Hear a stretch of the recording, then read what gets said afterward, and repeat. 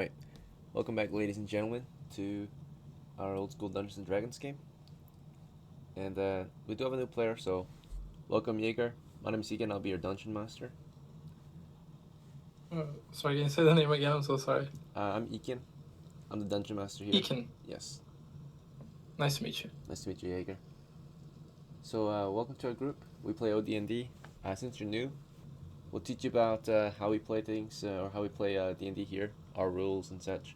And then, of course, we'll get you ready to play along with everyone else, and then we'll start playing. So, pretty simple, pretty Nice. basic. Yep. Any questions or concerns before we start? Nope. I'm excited to start.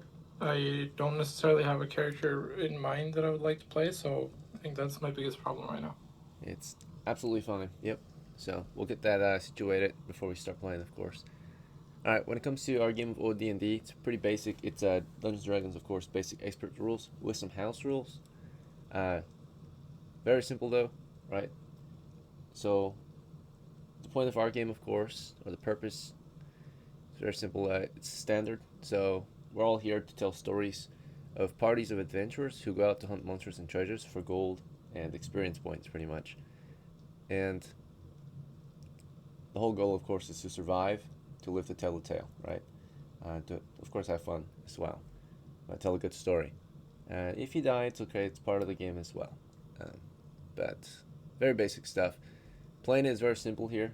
Only the same usual three-step process. The Dungeon Master will describe to you the situation your characters are in. Every player will have a chance to choose what the characters will do, and then we'll determine the results if there's any risk involved with the course of action you've decided. We'll roll dice to decide whether or not you succeed, right? And then, of course, before you start, we'll create your character, right? So I've got all these rules listed on the screen right now if you want to screenshot it or have a look real quick in case you forget. I read through them in the Discord server. Okay, awesome. Yeah. So very easy to create a character. Everyone else, you're allowed to roll up a new character once per game, even if you died or if you didn't die, right? If you didn't die, your reward is this new character can be recruited as a retainer, right? If you did die, this will replace the character you lost, right? So, to roll up your next character for those rolling today, go into the Dice Rolls channel. You're gonna use the command slash roll space 6 space 3D6. Okay, and I'll show you how it looks. So I typed it out as a coding block. Of course, what you're gonna type out is what's in there. So make sure you type it out character for character, because a bot is gonna prompt you to text it, and that way you can roll the dice. If you copy paste it, it won't work. You gotta type it exactly how it looks. Yeah. So slash roll space 6 space 3D6. Okay. Right now? Yep. Go ahead. 6 3D6. Perfect. Good job. Alright, so next we're just going to plug and chug your scores into a character record. So I'm going to do that real quick for you. This is a character record sheet. So in our game, you are allowed to take your own notes and such, but as a dungeon master for, just record keeping sake, I actually keep track of everything as well. Nice. Let's see. Alright, so we're just plugging and chugging your scores. It's in our game, of course, it's OD&D. We're doing 3d6 down the line. So you've got 12 strength, 13 intelligence, 14 wisdom, 8 dexterity, 10 constitution, and 8 charisma. And we just have the 3 to 18 scale. Meaning, of course, any score that's 8 or lower is considered low, 9 to 12 is normal, 13 to 18 is high, right? So. Okay. Yep. Let's see. Looks like your character is very smart and wise. Not very dexterous. And exactly, a little bit too strong maybe for someone so smart and wise. Yep, it's okay. Alright, so now you're going to pick a class. We've got a few options for you. So here's the basic rules.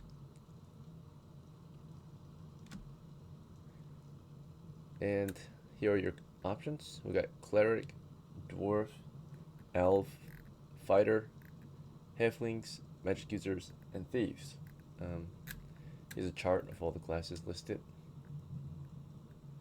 So, based on your scores, I'm going to recommend you play either a magic user, a cleric, maybe an elf, maybe a fighter. Those are your best options. Okay. So is a cleric also the role of the healer in this version of D&D as well? Sort of. Yeah, they are able to heal to some extent in OD&D, but their main Mm. role is to fight undead. That was their main job. Okay. I think that I'm bending towards the cleric All right, more sounds good. than the magic user. Mm-hmm. All right, so yeah, clerics are pretty good, especially against undead. And they're decent fighters as well. All right, Mm-hmm. decent combatants. You get 1 to 6 hit points as a cleric, so go ahead and roll 1d6 using command. Same command format, it's a slash roll, but instead Yep. of the 3d6, you're just going to do 1d6. So slash roll space 1d6.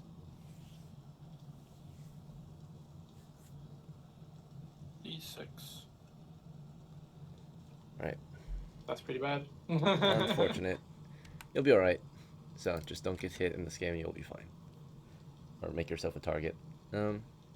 Next, you're going to roll 3d6 for your starting money. So go ahead and roll 3d6.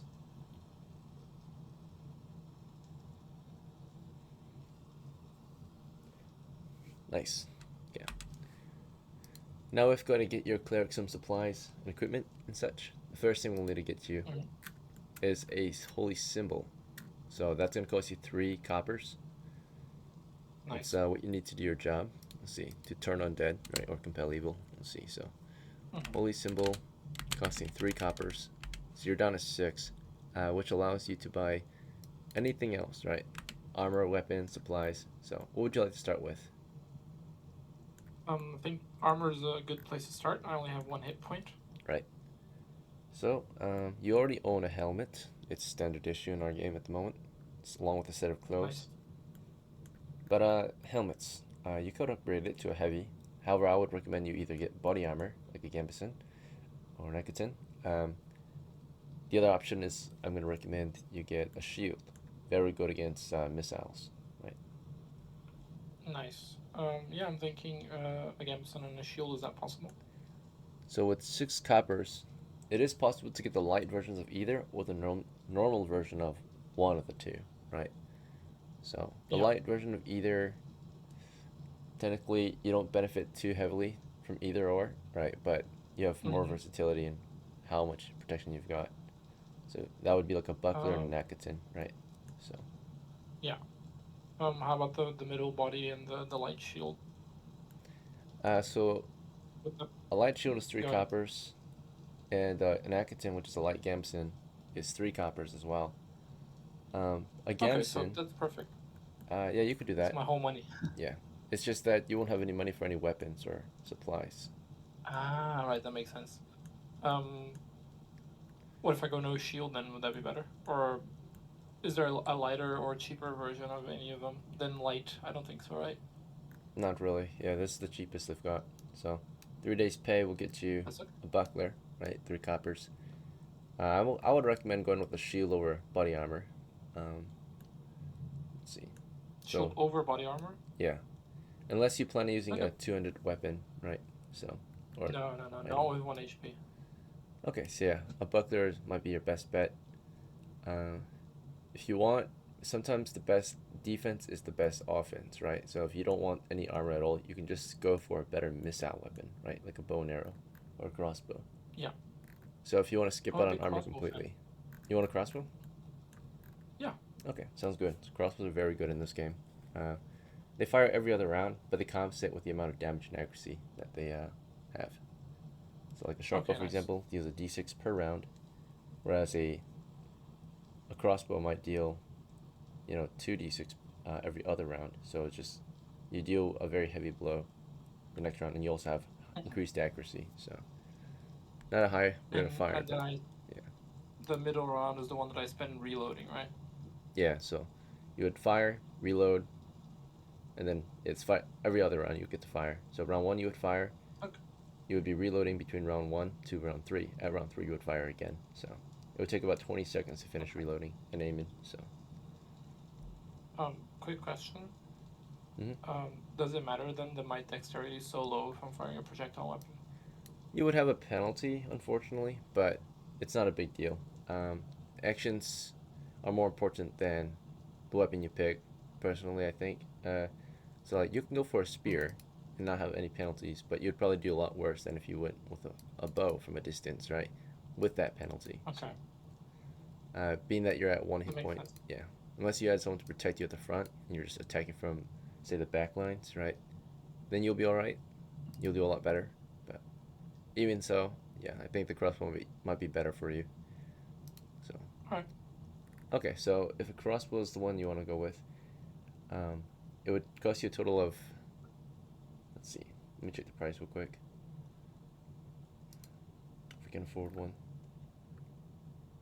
Okay, so latchet is 3 coppers, a crossbow is 5 coppers. So I'll actually get you a latchet. So a latchet is a light crossbow, right? Or like a hand crossbow.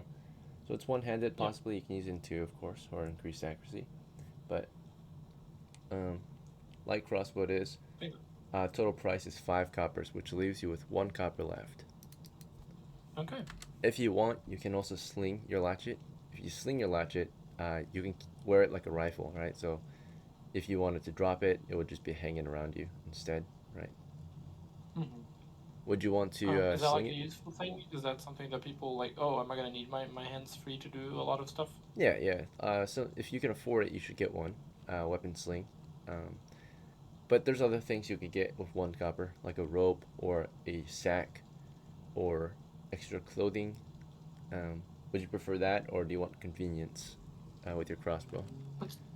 I say the sling. I think makes sense. I Okay, don't necessarily feel cold at the moment. sounds good.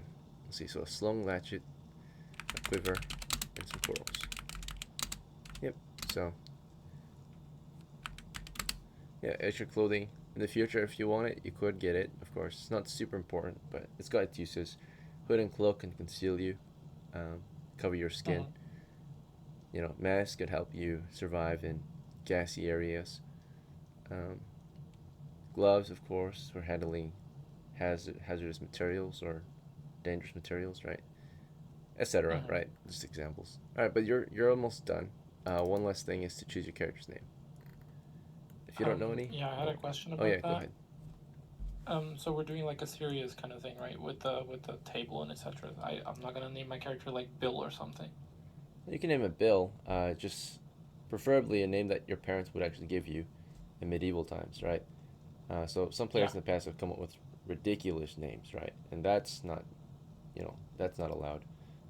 But as long as it Okay. sounds reasonable, like an actual name. So Bill is fine. Bill's an Uh, actual name, right? how about William? Yeah, Is that William's already good. taken?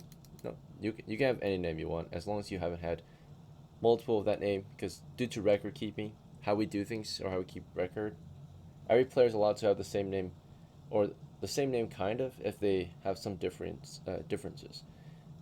They can have the same name as other characters because you all have different last names. Your last name is based on your player name. So any of your characters will have the Okay. last name Jaeger, right? While Yeah, your first name would be William, right? So, that's actually a pretty cool name. yep.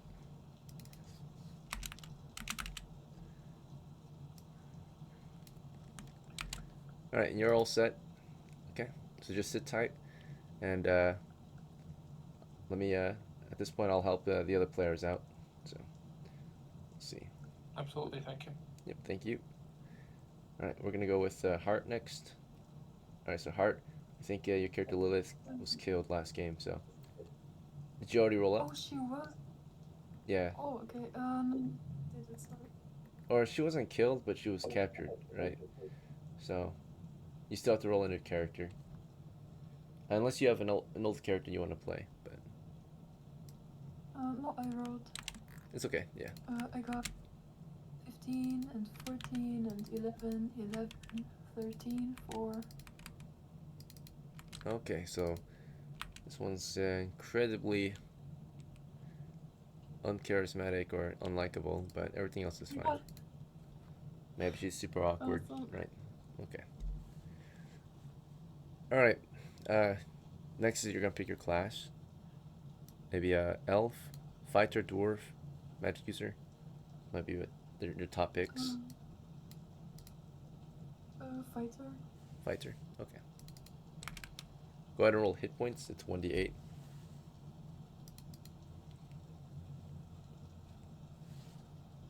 You get a 7. +1 bonus, so you get 8 due to your high constitution. Oh. All right, go ahead and roll 3d6 for money.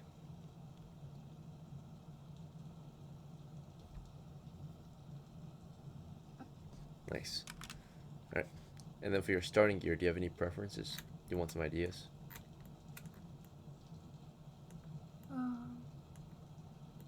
Okay, I really want, okay, can I have a bow? Yeah, of course. What kind of bow do you want? Like a longbow, crossbow? Something cheap. All right, yeah, let's get you a short bow then. Total price is 4 coppers. It's very effective still. So short bow, quiver, arrows. Yeah. This leaves you with 6 coppers left. Would you like some armor or more weapons? Maybe a melee weapon? What's the cheapest melee weapon? A cheap and good one would be like a spear, right? But if you want to go for very cheap, there are some very cheap options like throwing axes, darts, knives, javelins. How cheap do you want to go? Can I get a knife? How much is a knife?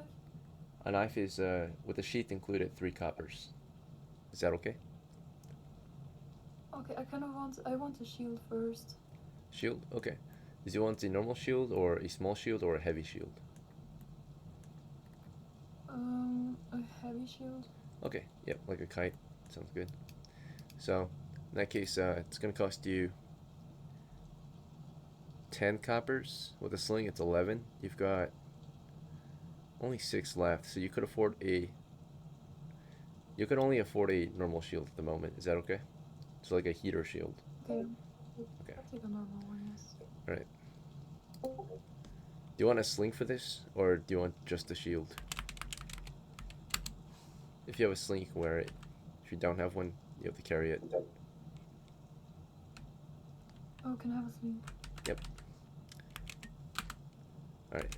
It is not super advisable for you to have a shield since you're sticking with the bow, but if you think you'll need it, that's fine. Yeah. So my recommendation might be to go with body armor instead, because that's something you don't have to wear or don't have to carry at all, right? And you're just protected all around, right? Because it's covering your body. Does that make sense? So if you're gonna be a bowman, you might want body armor over a shield, right? Does it do the same, like, protection? It's equal protection in melee and missiles. It's not as protective against missiles, but it's decently protective against missiles, yeah. And it covers your body, right? So a shield only covers the side that you're carrying it on, right? Whereas body armor covers all flanks. So. Okay, I'll take the armor then. Why not? Alright, and if you do that, you'll be actually left with 1 extra copper, because the Gamson's only 5 coppers. So your last copper can go towards something else, like supplies or a tool, maybe a weapon. Let's see. If you think there's only one weapon that's 1 copper, which is a sling, or a small knife, or a staff. Can I have a small knife? Sure. The only issue is that you don't have a sheath for it, so you would have to carry it by hand, because it'd be dangerous to wear it on your belt, right?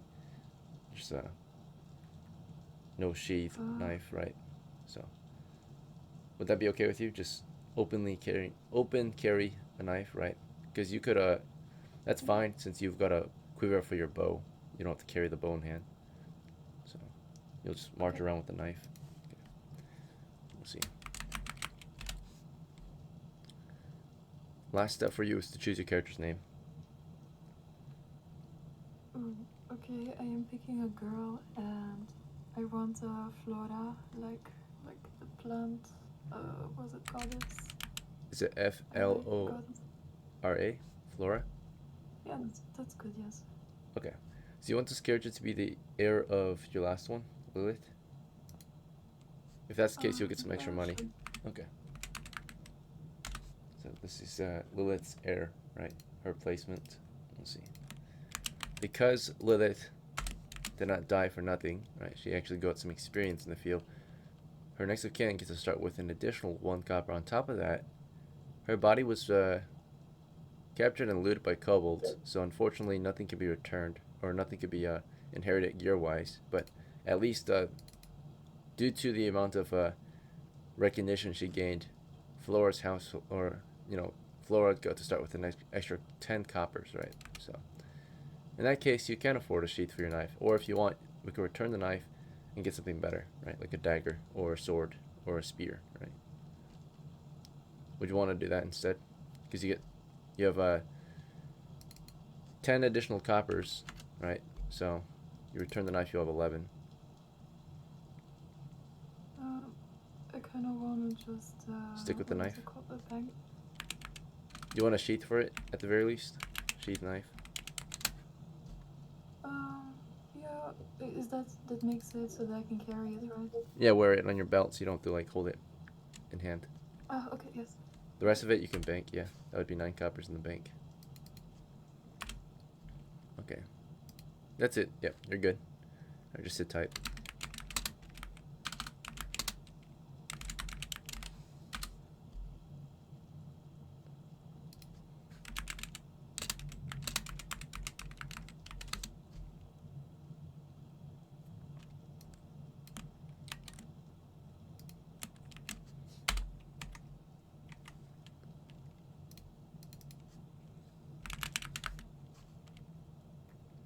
Alright, next player I've got is Mr. Lowe. Alright, so welcome back. Your character Umar was killed, but it looks like you're rolling a new one. So Okay. Alright. Can I roll up a new one? Go ahead, yep. And the dice rolls channel. Okay.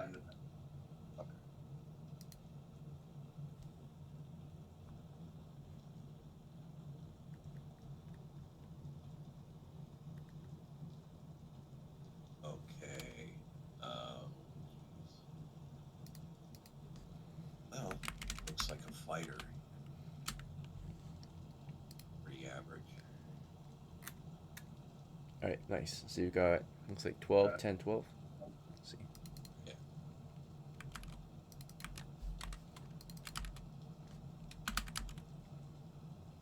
Last 3 are 8, 10, 11.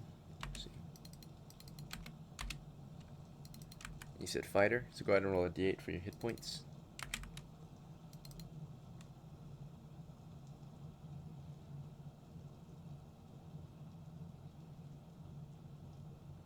Tough. Oh my god. Man, bad luck again. Let's see how much money he gets though. 3d6 for money.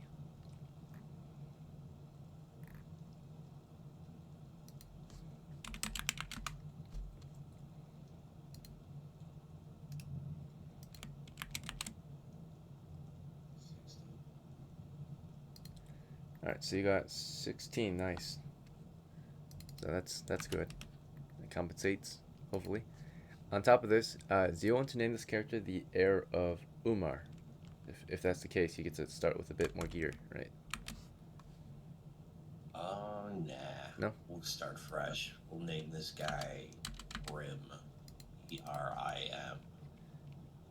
BRIM? Erim? Yeah. Okay.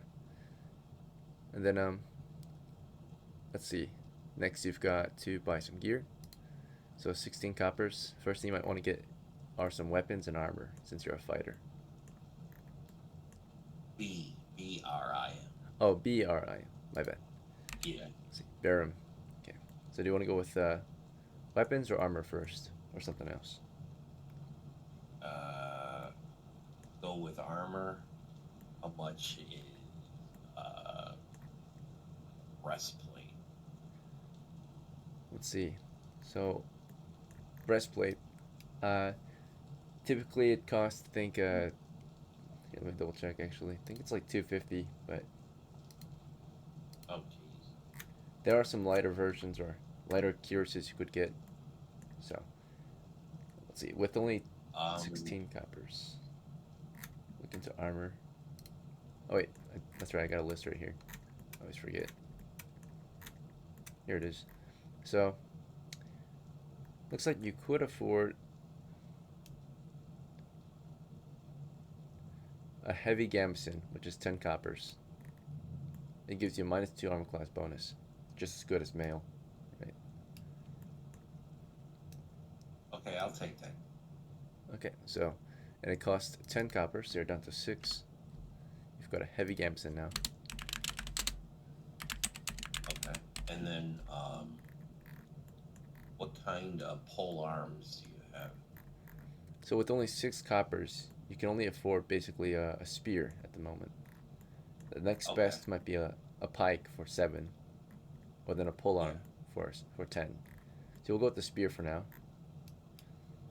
Okay. And that will cost you only 3 coppers. However, if you want it to be slung so that you can wear it on your shoulder in case you don't want to use it anymore, it would cost you 4 coppers. I'll take the sling. Okay, so a slung spear. Good to go. And that, oh, wrong character sheet. Oops.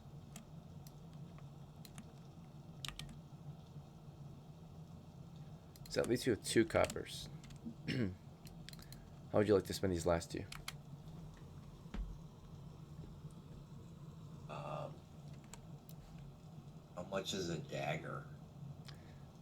A dagger is 4 coppers total with the sheath included. There are other versions you can get.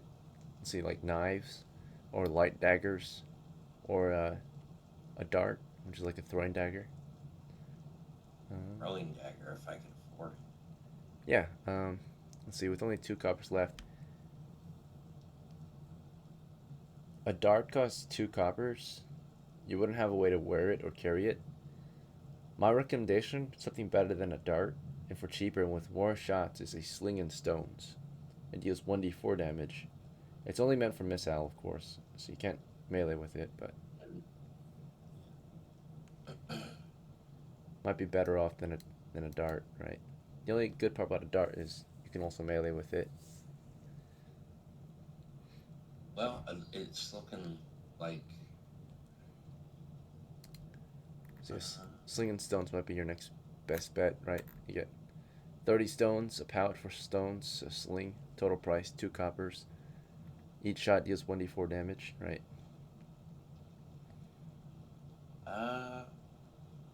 Just don't see him with a sling. Fighter.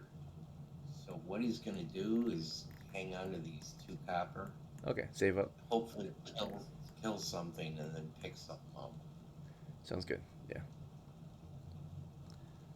Alright then. Let's see. Next is Mitsu. So Mitsu, you want to play as Butter's next of kin? Or did Butter die? Let's see, I don't think she died yet. Butter is captured.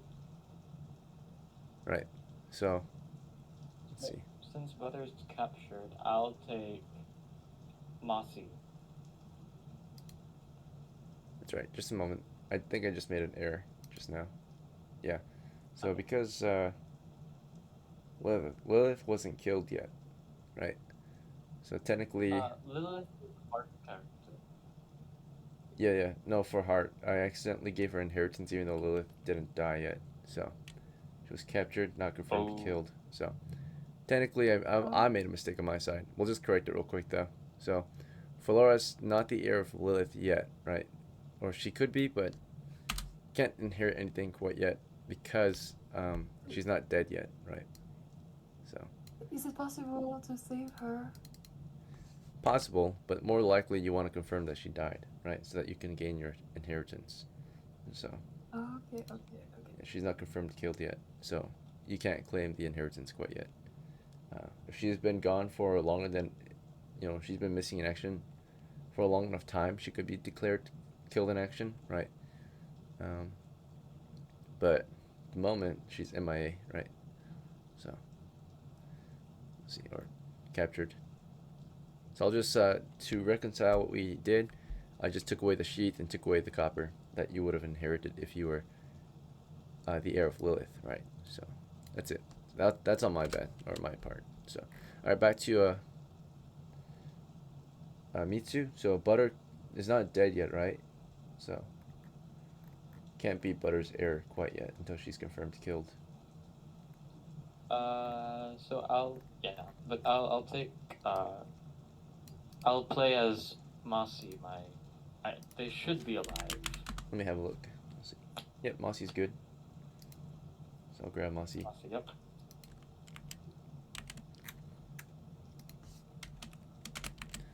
And do you need to prepare anything as Masi?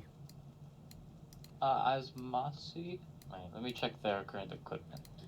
Oh yeah, what spell do you want to memorize? Oh, that's right.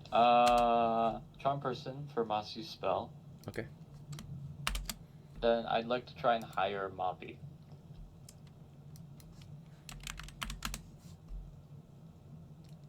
All right. Let's see his. So you're making an offer to hire him right now. So. Yep. Let's see. His reaction is undecided. We'll just keep trying until he makes a decision. So, first, chance of negotiation failed, or didn't fail, but okay, didn't decide either.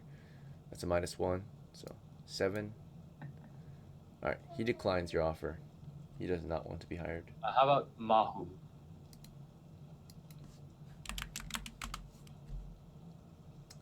Let's see. He joins with the 6 + 6 as 12, but the -1 due to your low charisma. So he accepts your offer. So he's happy to be here. Okay, good. Mahu is here. Okay, that's good. Yep. And do you want to roll up a new character too, or were there more characters you want to hire? Yeah, we'll roll up. I did some rolls for a new character. Yep. Sure. All right, what'd you get? Wait, let me find the rolls. All right, the rolls are 11, 10, 14, 13, 12, and 14. It's a pretty good character.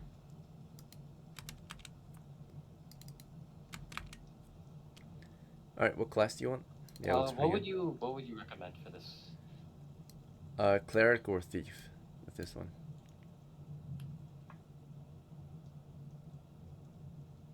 You know what? We'll do a.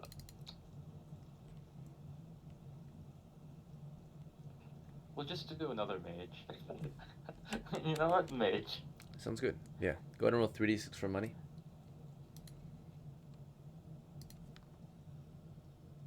What about no? Yep, and 1d4 for hit points as well.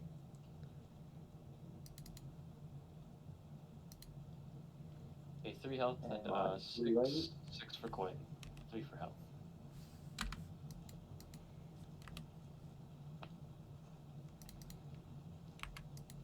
Am I too late? You're kind of late. I think you're on time. Don't interrupt though. Right, I'll be with you in a bit. You know how this goes if you're late. Okay, 6 Alright. copper pieces. We'll get him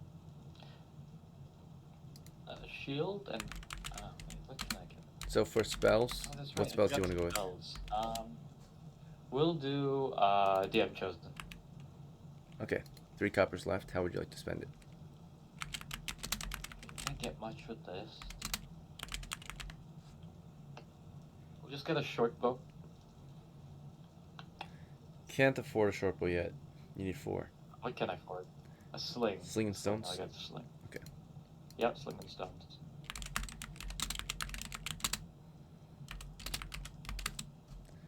Alright, and then your last one Yep. can go toward a knapsack, so you can easily carry your book. Let's see. Yep, knapsack, and then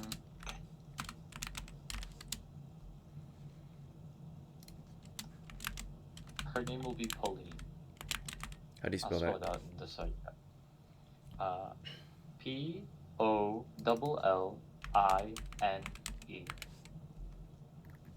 Pauline. There we go.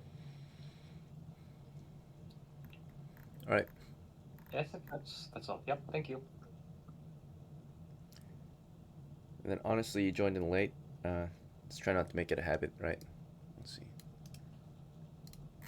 Go ahead and roll up. Or are you playing as who are you playing as? Clark. Claire. Okay. Oops.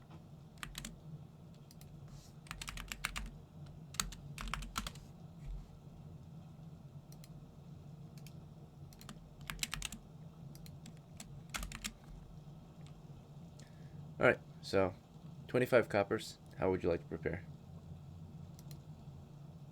I would like to leave my spear at my house.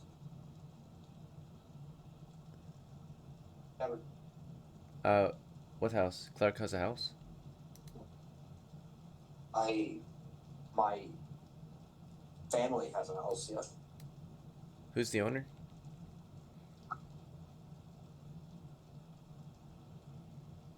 Would be the third, I believe. Let me check. The original owner was Schneider the second.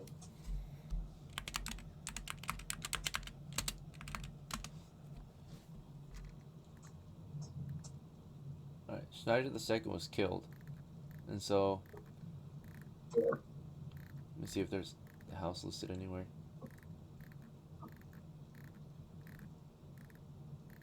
So I definitely bought a house. There's no house listed under Schneider the second. So do you know who else might have owned the house?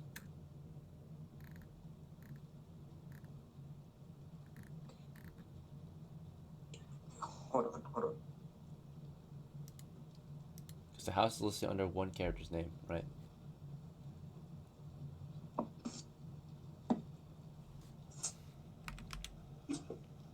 The house I bought a house a while back. Are you sure, or are you mistaken? Right? Maybe you thought you bought one. Maybe. I am 100% sure. Because I spent 375 coin on it.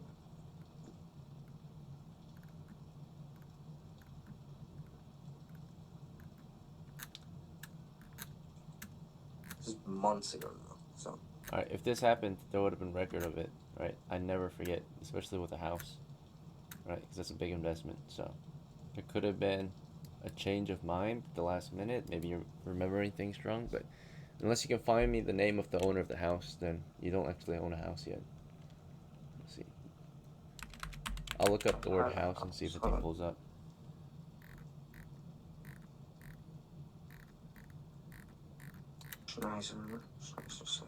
None of these Schneiders seem to own a house, looks like.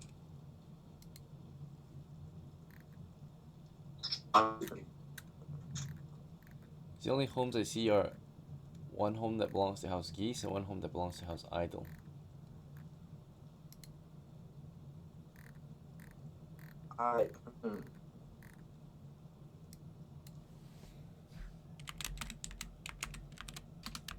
Shit. I remember I 100% bought a house. I just. Maybe you're mistaken, right? Maybe you had that money, you were thinking about it, and you decided not to spend it, and you bought something else, like armor or weapons or something. Horses and carts. Yep, there's no house. 0 houses listed. So. Shit. If you look at the accounts of your characters, the money accounts, right? It doesn't look like there was any huge purchases like a house purchase. So if you look at them all, right, we account for everything, of course. So none of your guys bought a house. So are you ready to move on, or you want to keep looking into this? I'll move on. Yeah. Right. I had a record of it, but it's fine. Right. I mean, what's actually recorded is what I record, right? So if you maybe mistakenly recorded something that wasn't true, that's on your part, right? It was a few months ago, so. A few months ago? So 3 months? No, I think. Yeah, I forget.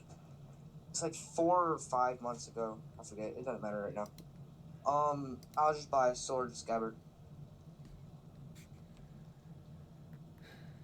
leave my spear somewhere, sell it. Yeah. Okay, sell it for 2.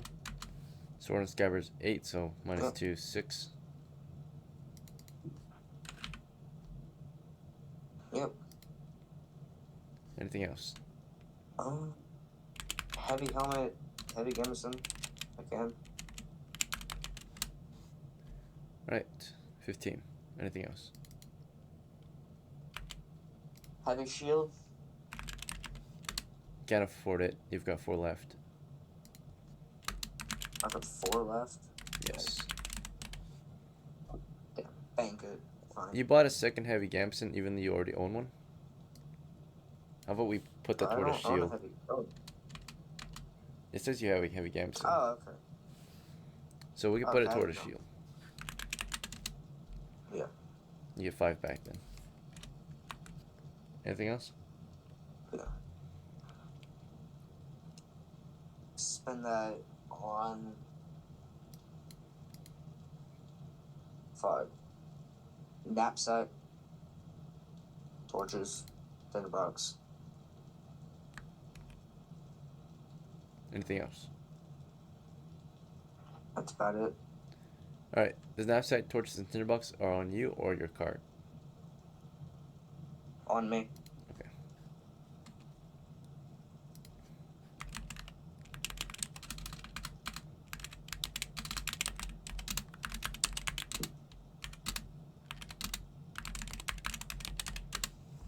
Alright, just moving forward though, when it comes to prep, you've seen this in the past with other older players. Try not to slow the crew down too much for, you know, preparation. You should be coming to the game prepared, especially if you're late, right? If you're joining in late and you come into the game with all this extra prep, it's kind of a huge disruption to the flow of the game, right? So, yeah. Stuff like that, maybe we'll discuss outside of the game, but yeah, we lost like 5 minutes trying to figure something out with no actual progress, right? Alright. I think you were the last one though, so let's take 5. I found the house. You found it? Yep, I replied to you, and it's in Maps and Notes. Maps and notes. Okay. Yeah, it didn't belong to Schnauzer's home, right? Now it's here. Very well. So that's why I asked you for the name, right? You gave me the wrong name, so we couldn't find it. Okay. Next time. Alright, I'll see you guys in 5 minutes. Yep.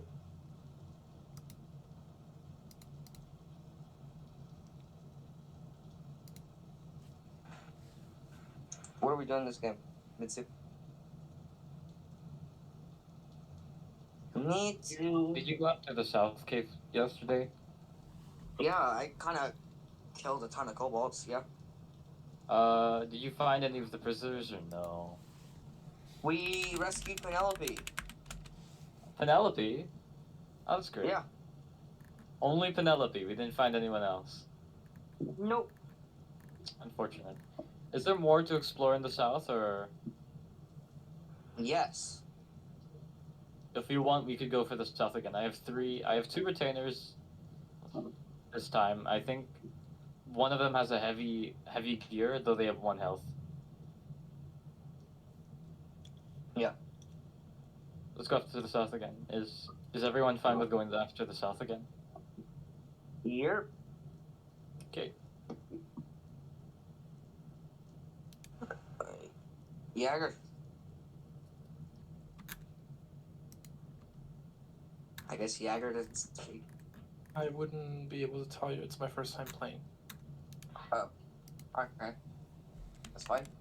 How about you, Lo? Was Lo in your game yesterday?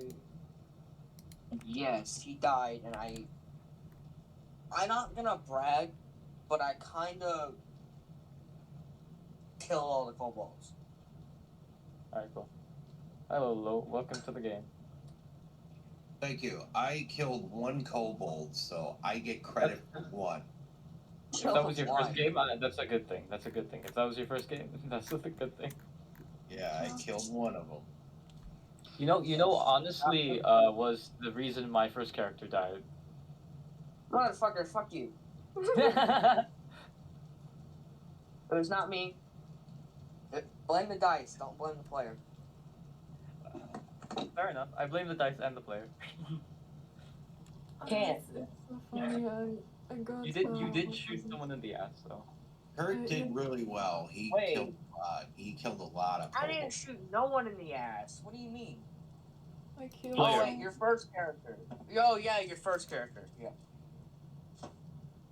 I shot your first Hello, Hart. character in the ass.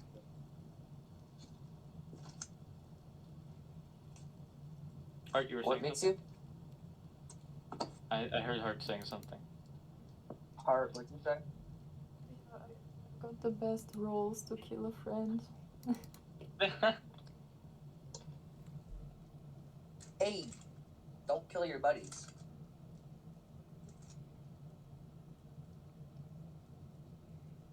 Wait, Betsy, your first character didn't die. I don't remember that. Yes, my first character did die because I remember they got shot in the face by a kobold. Because you shot someone in the ass. That's how they died. I think I shot, oh, it was Heart's retainer. Yeah. You shot It was. Hart's retainer, and they ended up dying for some reason. Ass bleed. Die from an ass bleed is wild. Yep. She died happy. What? Nothing. Died happy, Whoa. ayo?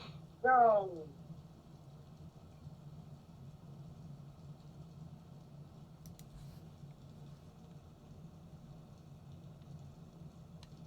Oh, by the way, Hart, why didn't you take bread into this one?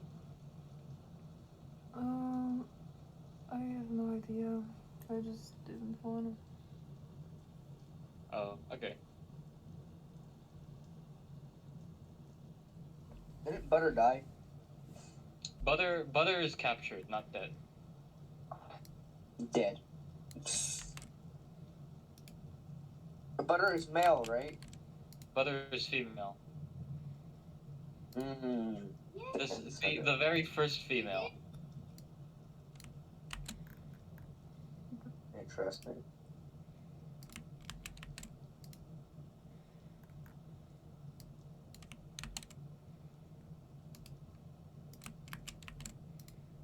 By the way, who has torches? I just bought torches. Okay, great. Can we light two so that we can throw one whenever we need it? Why are we throwing torches, bro? It's a small area. Well, if we ever encounter a big area, technically, we throw them so that we can see ahead of us 30 feet. It's great for spellcasting and archers, and also for visuals. Whenever you throw a torch, it decreases the range to 15. Yeah, it decreases the light to 15, but it really worked well when we assaulted the east cave. Throwing torches, you know? Well, It's not, Guess what happened technically when- they're also dirt cheap, so we can just buy more, you know? hey, and guess what happened to the East Cave? They got captured again. But Yeah.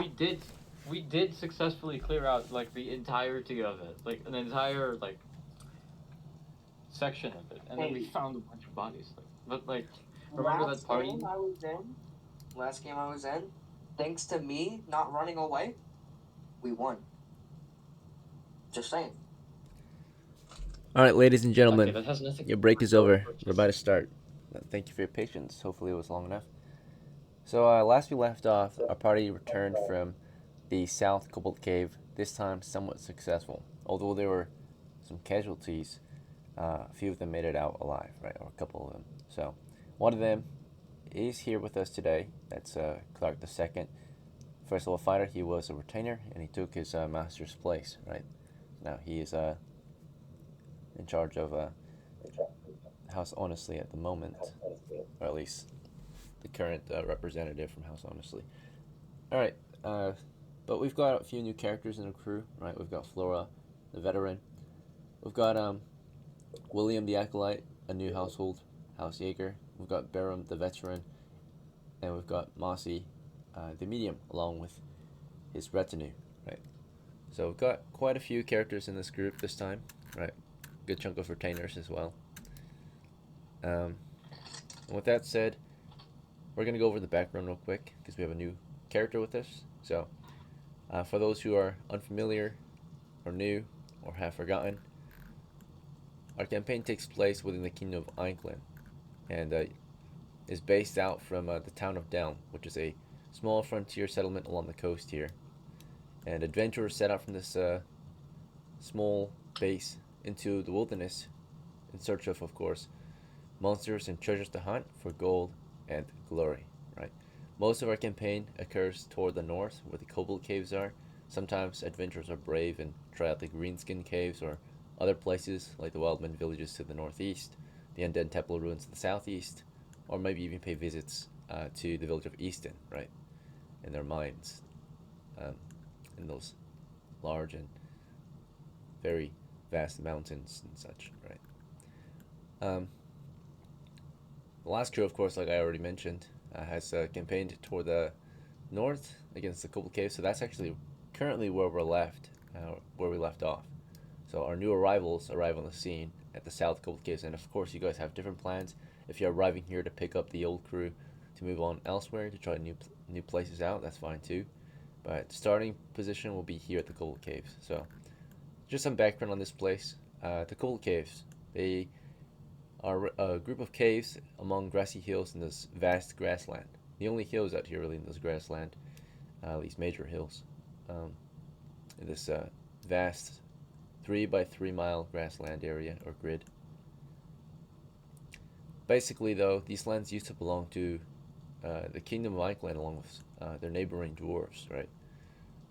And it was once a peaceful land until a group of wicked dogmen known as the Kobolds emerged from the underground and began to raid and pillage, right? They drove out the settlers, and ever since then war was declared, right? Adventurers, soldiers, and mercenaries were sent into those grasslands and to clear them out for good, right? To fight them back, to drive them back into their underground lairs, right? We managed over the past year or two to drive them out of the grasslands, so the grasslands have been cleared for the most part of old kobolds and into their hidey holes, right, within these caves. Now the current mission is to collapse the caves until we realized they kept on digging their way out, right? So now it's to actually go into the caves and kill them all, right? You get paid by the head, so per head you will get paid, right? Child, woman, soldier, right? You get paid, right? Typically, for a kobold soldier, you'll get paid typically 10 coppers per head, right? It's a lot. Normally they're only worth about 5 coppers, given that they're a very weak and lowly monster, but due to the high threat level and the fact that we're at war and they're on the defensive, it's been a lot more difficult for adventurers to kill any kobolds, right? Out in the open, when they're assaulting positions, they're a lot easier, right, to kill and not as high in demand, right? But since it's currently a bit more difficult to fight these guys, demand is high and you're getting paid double, basically, of what you should be getting paid. Give you an idea of how much 10 coppers is worth. A day's work or a day's wage, hard labor, minimum wage is about 1 copper a day, right? So you get paid 10 days pay for a single kill, and you're all expected to get 2 kills at the very least since you're all level 1, right? They're level 0, so they're half as tough as any of these crew members. So you guys should be coming out with twice as many kills, right? You each should be worth about 2 kobolds each, right, before you die. We'll see, right? So that's the background situation, though. So as I've already gone over, before we can start playing, you guys can start choosing your actions. You need to know the situation you're in. Well, you're standing at the base camp south of the Kobold Caves. It's another full day in September. I think it's September 26th, year 10 in our campaign. And your crew is gathered around a campfire making plans, right, discussing the map and such, figuring out whether or not they'll continue on with this campaign. So at this point, you all are allowed to openly discuss, or if you're ready, decide what you want to do, right? Anyone want to start? I say we continue to the south. We're going to continue south. Yep. I agree. Okay, so the majority of the crew has already decided that we'll continue this campaign into the South Kobold Caves, right? Any objections, any other input before we continue? Very well. Question. Yeah, what's up? Do we currently have people trapped within the Kobold caves than a party from the other day? Is that correct? The kobolds are always capturing people, including party members, right? Okay. Yep. So Okay. there will always Nice, be that's all. prisoners. However, sometimes these prisoners are not found in the best of shape, right? Most of the time they're found killed or ruined, right? So never to be adventuring or never able to adventure again after they're found. Typically, not always. So, all right. So now we're Last moving game to for the exploration. rescue mission. So, because we're gonna start exploring, and you guys are gonna start mapping the area out, you're allowed a party map, right? In this case, since we're online, I'll be drawing out your map as your crew maps out the position, right? As long as someone's mapping the crew, I can draw a map out for your crew. Otherwise, the game is typically, always, usually, theater of the mind first, right? And then, of course, map is drawn second. But before we go in, your characters will look over their map, get some pieces on their board, right? And so they can plan out tactics and maneuvers better, right? Movement. So we'll get the tokens we need on this board. So in your group, we know we have Clark and his handcart, which belonged to his predecessor, right? So, which was the one fighter. Kurt. Kurt. All right, let's go ahead and is Clark the heir of Kurt? Mm-mm. No. No. Clark is the heir of Clark the First. Clark the First died. Oh, right. So Kurt the Second was killed yesterday. Oh wait, the cart is already passed on. Never mind. So we're good. Yeah. So Clark has the cart. All right. You're right. You're right. But the cart will be left outside of the cave. All right. I'm gonna remove it from your record for now, in case things go south. Someone else can pick it up. So the handcart, stretcher, crutches, splints have been left outside. So I'll take this off of your record. Place it on this cart. Yeah. Once I get a Kurt the Third that will inherit all of the medical supplies and shit, that will all go on that cart as well. Once I do that. Okay. So yep, the handcart, all its equipment has been laid out. All right. So Clark, do you want to go spear and shield today, or something else? Sword and shield. That's right. You don't have a spear anymore. Yeah. Okay. I learned my lesson. Close quarters. Yeah, in close quarters, you might want a shorter weapon, at least if you're on your own, right? Let's see. Yeah. All right. Next up, we'll just go down the list to make sure everyone has a token to represent the character on the map. So we've got to go with William, and since it's your first time, I'll let you pick your token. We have some options in here that you can pick between, right? So here's a large listing of tokens you can choose from.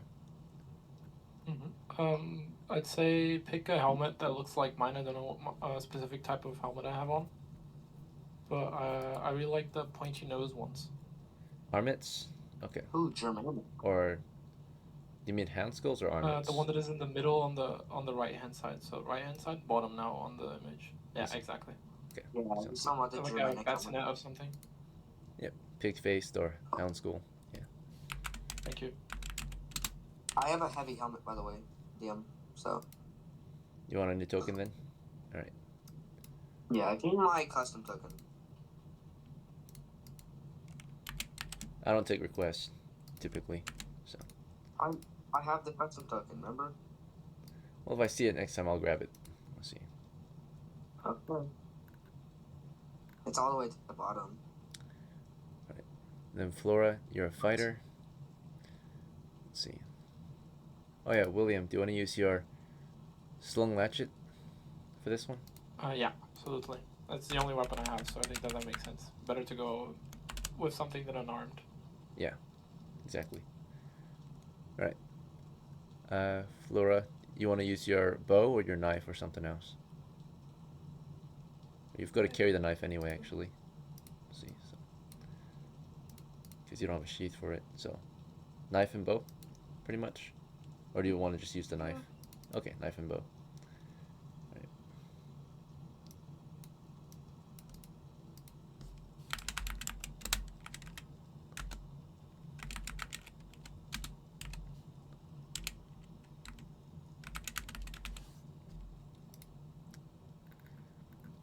Then low as BERIM, do you want to use your spear or something else?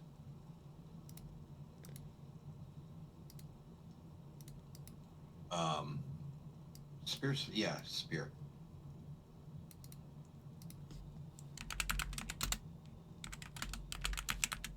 You could pick up my token out of it. It doesn't matter. Yeah. Let's see. Alright, Mitsu is MASI. Do you want to go with your longbow or your spear or something else? We'll go with the spear.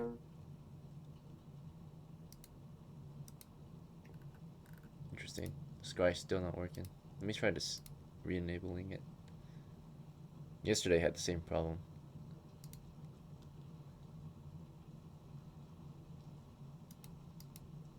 Alright. Interesting. Oh, there we go. Now it's working. MASI.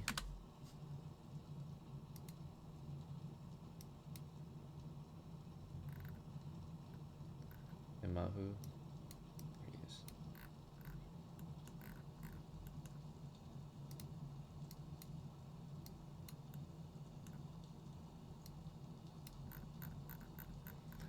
Alright, so you said spear and shield, you said, right?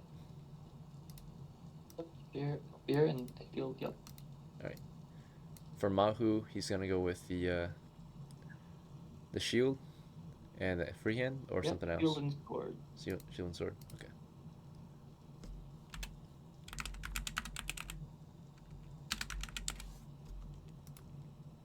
DMI would be first rank, by the way. All right, and then Pauline, M1. Let's see. Pauline is female, yep. She's using her sling. Yes, it's the only thing she can use. Oh, by the way, her spell should be sleep, I think. Okay.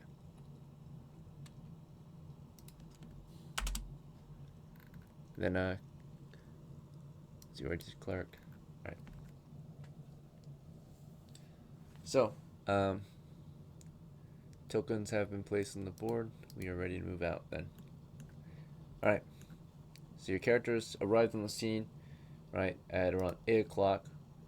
Weapons in hand or tools equipped. Another thing I've noticed again is your party failed to appoint torchbearers, right? So you're about to head in and you realize you're still missing torches, right? I have torches. I have torches. Right. You have torches, but who's equipping them? Fuck. I have Pauline, freehand. Is it Pauline? William has a freehand. Since I have my latchet is one-handed, I can hold a torch in the left hand. I think. No. You could, yeah. We're gonna reload it. Pauline and William will be torchbearers. Right. I can Like reload it two. because it's latched. Like I don't have to drop it. I can just use one hand for it, right? That's right. Also, most of the time you can just put a torch down on the ground and it doesn't really, stop shining or anything for a moment. I only shoot once every 2 turns anyway.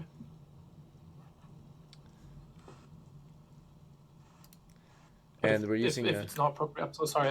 If it's not in the rules or something, then please do tell me. Fine.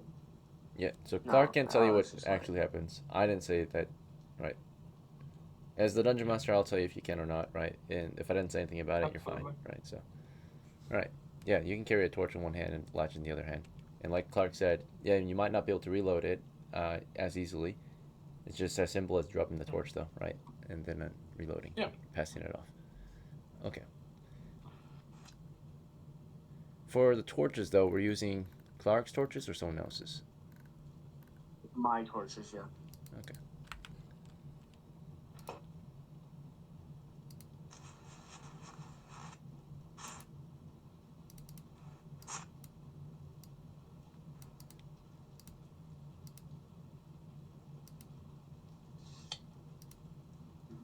Fancy.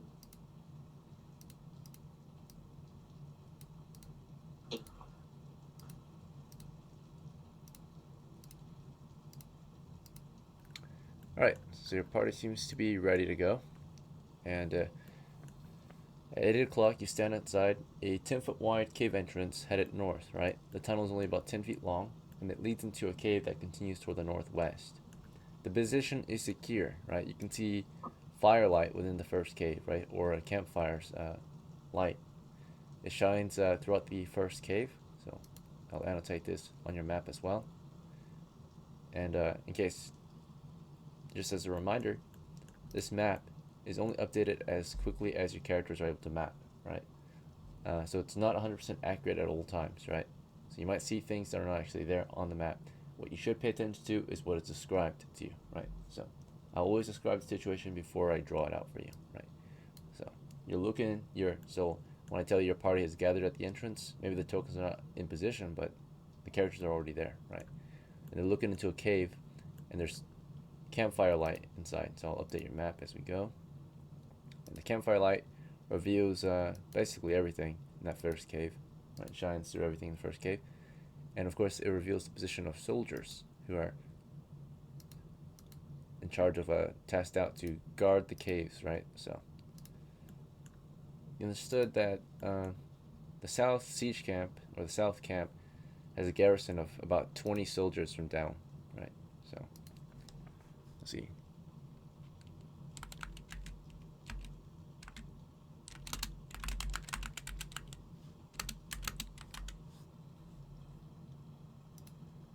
Currently, this current cave has about 2 soldiers standing guard, right, or post. So post it here, just 2 soldiers from down, right.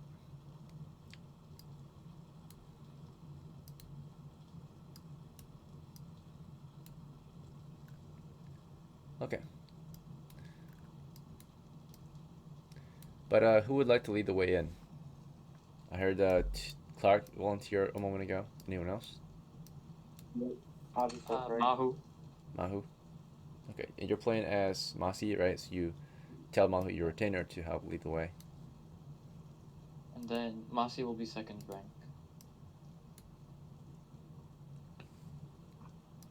Maybe a torturer up there too? Pauline or William? Yeah. William, would you be willing to be second rank? Sure. Thank you. Alright. I guess the rest of you will fall in. Can I be behind Masi with the shield? Sure.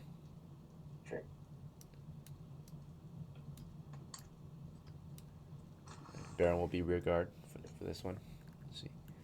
Alright, so your party makes their way in. You begin exploring northward.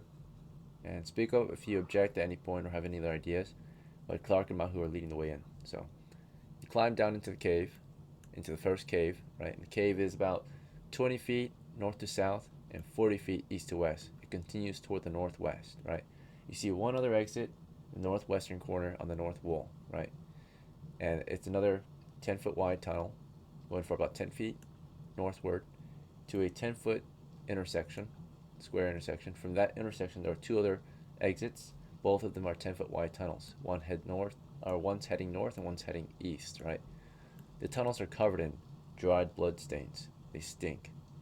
The cave you're in currently smells of natural cave flora and campfire smoke, right?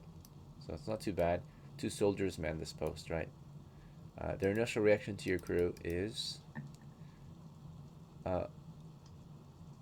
confused, maybe uncertain, indifferent to your crew, right? They just look at you in confusion, I guess, right? Not sure of what to make of you as you make your way in. But for the most part, they're not friendly or hostile, right? They're neither. So just unfamiliar with who you are, right? You're strangers making their way in. Let's see. All right. I call out to them that we're friendlies. Sure. As you call out to them that you're friendlies, anyone else want to try anything? Very well. Let's see the reactions. Oh, go ahead. You were going to say something? I was gonna ask just if we can ask since when they've been posted here and whether they explored the cave, if they have any information. Very well. So Clark begins by leading you guys in and lets these guards know that you're friendlies, and they react positively. They say, good morning, gentlemen. Welcome then. I hope that your expedition goes well, right? And they're friendly, they're considering U.S. friendlies, right? So, and as they say that, William from behind Clark will ask them a few questions, right? So, William, I guess as the party's moving through, do you want to halt the crew and just talk with these guards real quick, or do you Yeah, want to say just for this a as you're moment. passing? Okay. So, the party is moving. We'll stop for a moment for William. Speak up if you object, right? But William stops the crew for a moment to talk with the guards. And of course, he asks them a few questions, and let's see their reply. Yeah, respond positively. Let's see, William, your charisma is 8, so -1, so Is 8. a -1. Yeah. So it went from positive to kind of indifferent or confused, and they say to you, they see you, William, in the back. They're not sure who you are upon entry. They have heard of Clark, right? So maybe they've seen Clark around. He was part of the crew that actually cleared up the caves just yesterday. So they tell you, of course, they answer as best they can, but they're not sure of who you are. They're like, well, we posted here just yesterday. If you've forgotten, it was your party or his party that cleared out the caves yesterday. We haven't particularly explored. And this guard says, no, we're just guards. We're on shift right now. Our job is to defend this particular cave, or at least report any changes. Alright. With that said, the guards go back to just standing on guard. The party, will we continue west at this point, or something else? Or do we have more questions? We continue west. West. Alright. So they kind of answered William, maybe not really, right? They said that they posted here I yesterday. think it makes sense. I'm Yeah. very satisfied. Okay. Yeah. Let's see. So yeah, in case it wasn't clear already, background on this area, just yesterday in the campaign reports. The party was here just yesterday, and they managed to explore into it and free one of the captives, right? So if you have any questions on what happened down here yesterday, the best source of information will be Clark, because he was actually there. These guards weren't there in the fight, right? It was Clark's crew. So Clark was one of the retainers. He was just a servant at the time, but now he's the master. Let's see. Because the only survivor of that group. Well, there was 2 survivors. It's you and Ori, right? So Yeah. she fled near the end of the fight. Okay, the only fighting survivor. The only way forward is northwest at this point, if you want to continue, right? There's a cave tunnel to the northwest. The position should be secure up to where you last left off, right? So, as you approach the tunnel, right, you'll see a guard posted here as well. In the tunnel. The guardsman with the crossbow, right? He steps toward the side, seeing your crew about to enter, right? Let's see his reaction to your group as you're passing. This is another encounter. Alright. That is indifferent, undecided, right? So he just watches your crew and remains vigilant, right? You just pass him by. Unless you want to interact with him. But your party will continue, and the only way there is to continue, right? Exploring northward.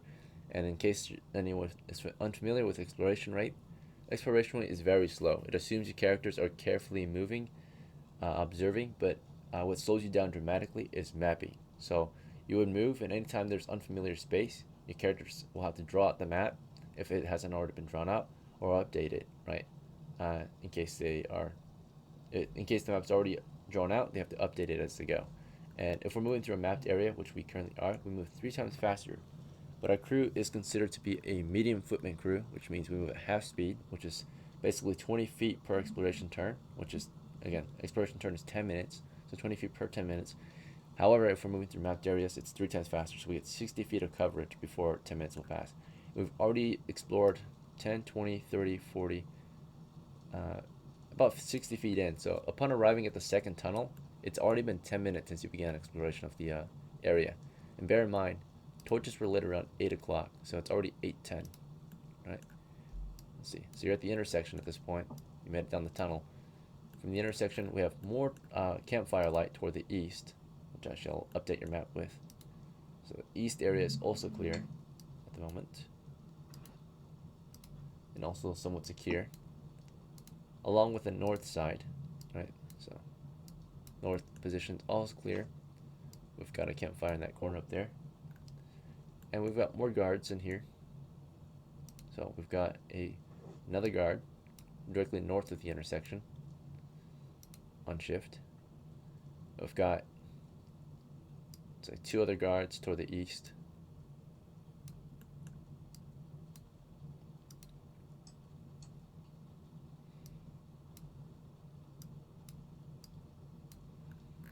Alright, so yeah, that's about it. Up to that point, it'll be, of course, uncharted or enemy territory, right? Past that point. So when you arrive at the intersection, though, you had multiple ways to continue, right? There was a open pit, kind of course, slowing movement. You can easily maneuver around it naturally. But would you have continued north or east after the intersection? Let's try north this time. Okay, so your party carefully explored around it toward the north, where you see 1 guard on shift here. And let's see his reaction to your crew. He is somewhat against your group. He's not hostile, he's not an enemy or anything, but he denies access to the area, right? So, or he warns you of the area here, right?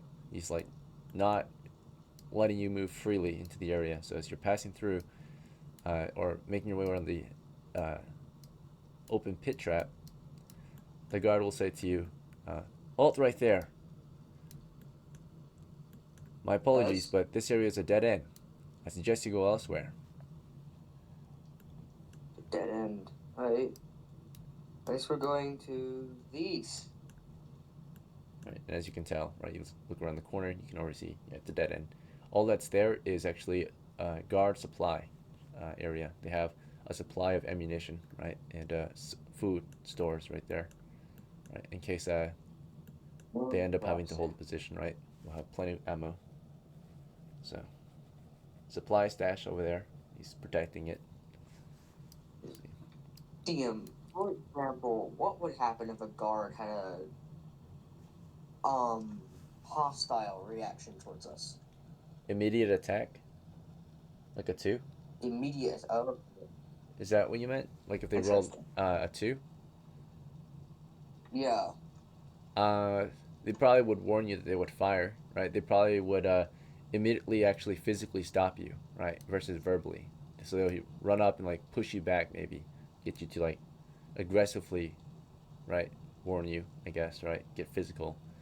But you know, reasonable action from a guard who's not actually an enemy, right? He's a friendly. A friendly with a very negative reaction might be physical with you, though, right? Might be physically warning you to get back. It's like physically shoving you back away, right? Kind of being a bit rude, right? Or, but maybe for a good reason, right? Maybe he was told at no cost, no matter who it is, don't let anyone pass, right? So physical force is allowed. Maybe, right? Maybe that's what he was told. So you think about it before we continue. You're like contemplating what would this guard have done if things went differently, right? In the meantime, as Clark is lost in thought and figuring out whether or not he wants to actually continue east, right? Because he said to continue east, but then he halted to think about this guard. He stares at the guard, maybe confused about his initial reaction. The rest of you didn't have to just stand there and listen to his open thoughts, or I mean maybe they're internal, but how would the rest of you like to react? You just want to wait for your caller to finish thinking, or do you guys want to try anything else? Anything else you guys want to discuss, talk about? Questions, concerns? So I suppose we'll take a moment here to rest up and think, because Clark needs time to think or reflect on what just happened, right? But the rest of you have a chance to play as well, right? Or take an action. Thinking is an action too. I'm ready to move these right now. You're not ready to move these, Clark. You were thinking. It's the rest. I'm checking about the rest of the crew, right? So you're not the only player. We have to make sure they have a chance to say something. MASI will just like walk to the right with shield up. You mean to the east or to your right? So to your right would be the south wall. You're looking east right now. East, right. Towards the east. Okay. Alright, so yeah, the reason why we have to be more specific with our left, right, east, and west is because in case you actually meant right as in the wall, there's no confusion, right? Because some players, they'll play like that. They'll say, I want to move right into the wall, right? And that means into the wall, which is south, right? For that character. Does that make sense? So that's why we have to be specific. East. If you're facing east, your right would be the wall, right? So, so that way there's no confusion at all. Okay, anyway. Or you could also say right of the map as well. So, as MASI is moving east, anyone else want to take an action?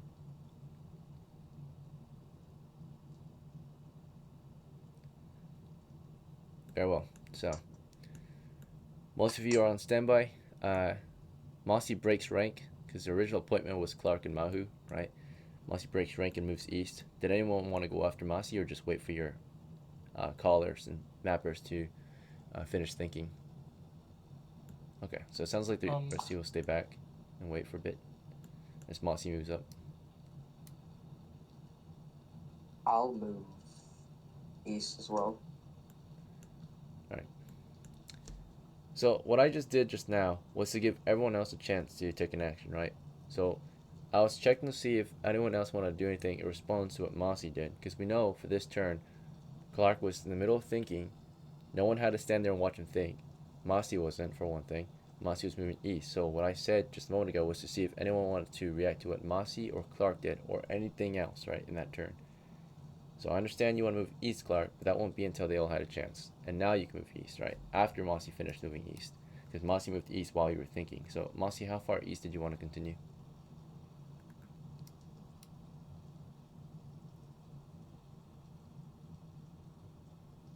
MASI? Wait, sorry, I was muted. Sorry. It's just shield up and slow approach. Just not like, completely breaking from the party. Just like guarding it, just in case. Sure. You're guarding the party toward the east.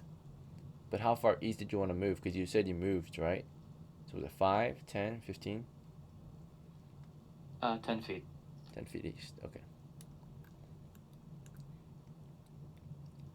Alright, now it's next turn. So Clark, you finished thinking, you decide to start moving the party east, right? There was a delay in the crew and everyone was trying to figure things out, I guess, or stand around and do nothing. MAHU would continue east with you. I have a question. What's up? About the mapping part. Is it one of the party members that is currently mapping? And then how does it work? Yeah, so every time before we move, your party will map out the areas up ahead. So whoever's at the front, your point men are mapping, right? They're stopping and mapping before we continue. So there's a caller and a mapper. A caller is the one calling the shots for your crew. That would be Clark. And anyone in the front is mapping. So that's either MAHU or Clark. More than likely it's MAHU, right? That makes sense. Thank you. Because he's calling the shots on where we go. And MAHU stops the party so we can draw the map. And because he's drawing the map as the dungeon master, I'll draw the map for you. Typically it's not supposed to be done, but because we're not in person, for convenience, I draw the map for you guys. A makeshift map, right? It's not 100% accurate, but it's accurate enough, right? So, okay. So, anyway, Clark and MAHU began moving toward the east. MASI posted up toward the east and just stood there on guard while we waited for Clark to finish thinking. The rest of you, of course, start to follow after. Speak up if you want to try anything differently.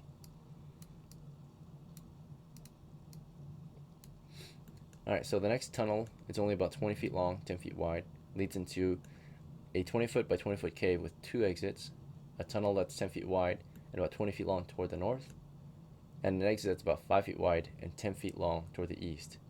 It is blocked by a 10-foot pole barricade consisting of 44 poles, right? It's wide enough to cover the entire exit. For the north tunnel, at the very end, you can kind of see a wooden door up there, right? It's currently shut. There are 2 guards in here. The reaction to your crew is positive.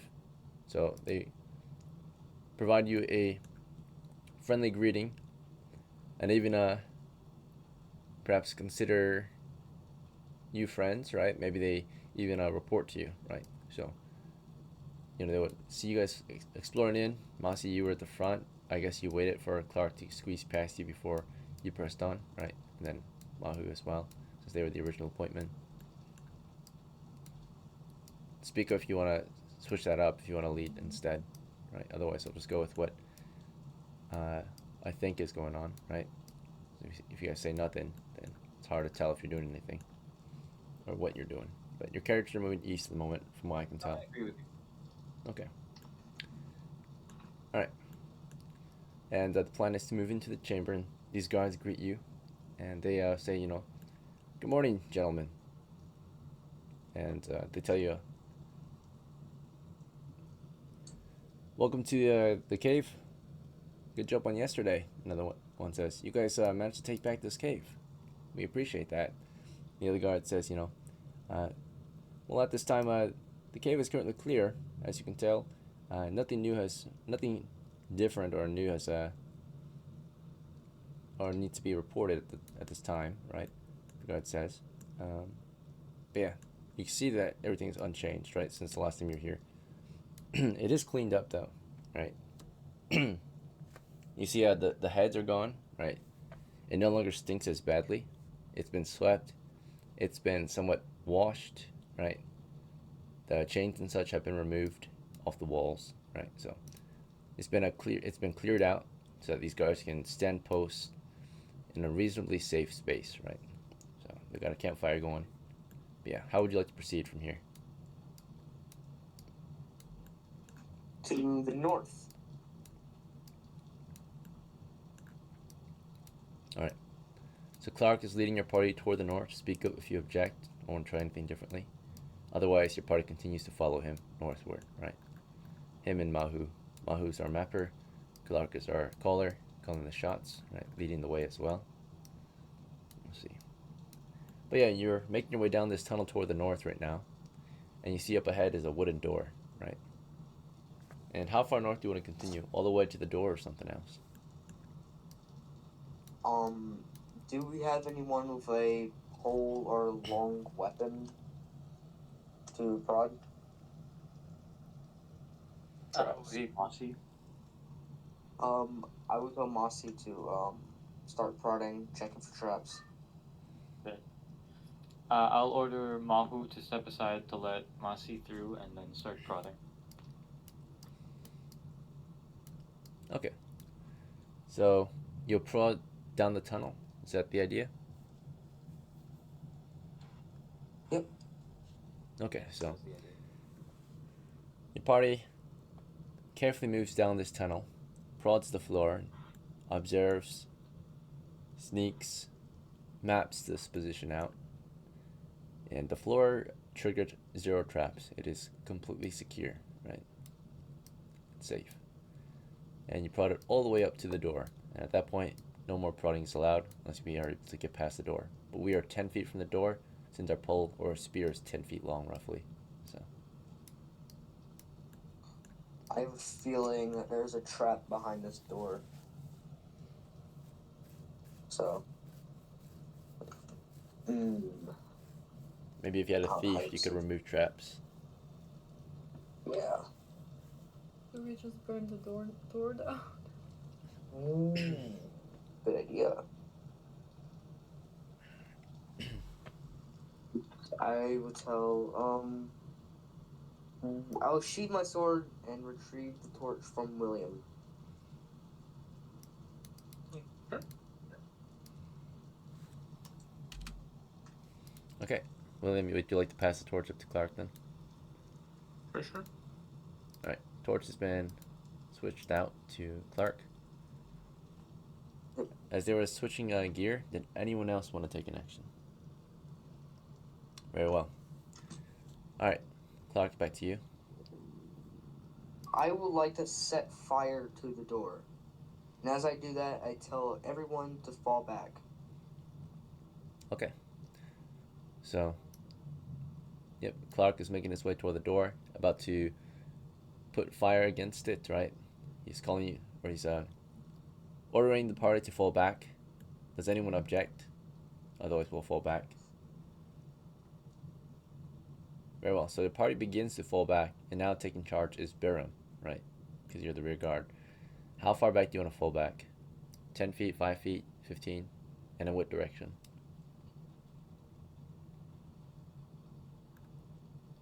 I recommend they fall back as far as they can. Yeah, I'll fall back as far as I can and give everyone room. Okay. You want to maybe lead the party back into the tunnel then? Is that far enough, or? Sure. Okay. So BERIM makes his way down the tunnel, and the rest of you follow, right?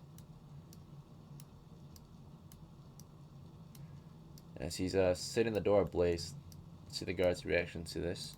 Let's see. They react confused and uncertain, right? Undecided. But bear in mind, once this barricade is gone, it's no longer a defendable position, or it's somewhat defendable, but there's no longer, defensive structure between here and there, right? So the guards are only able to stand post here because there are two barriers, right? Without these defensive structures, it cannot be passively guarded anymore. It has to be actively guarded. So they have to actively keep visuals on that door now, right? Or that doorway. Yeah, I know. Okay. Yeah. But Makes we their job gotta harder. continue forward from here. That's true, and yeah. We need to get that going. Okay. So you set it ablaze. You put fire against it, and we're gonna say there's a 2 in 6 chance, like a trap check, basically, or If I set a blaze to it, can I run south?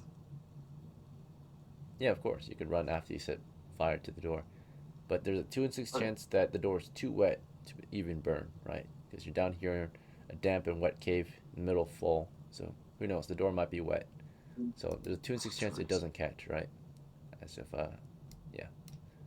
So, all right, that is within the 2 in 6. So you try to light this door, but it's too moist, right? It's too wet. Like I said, there's a lot of cave flora down here.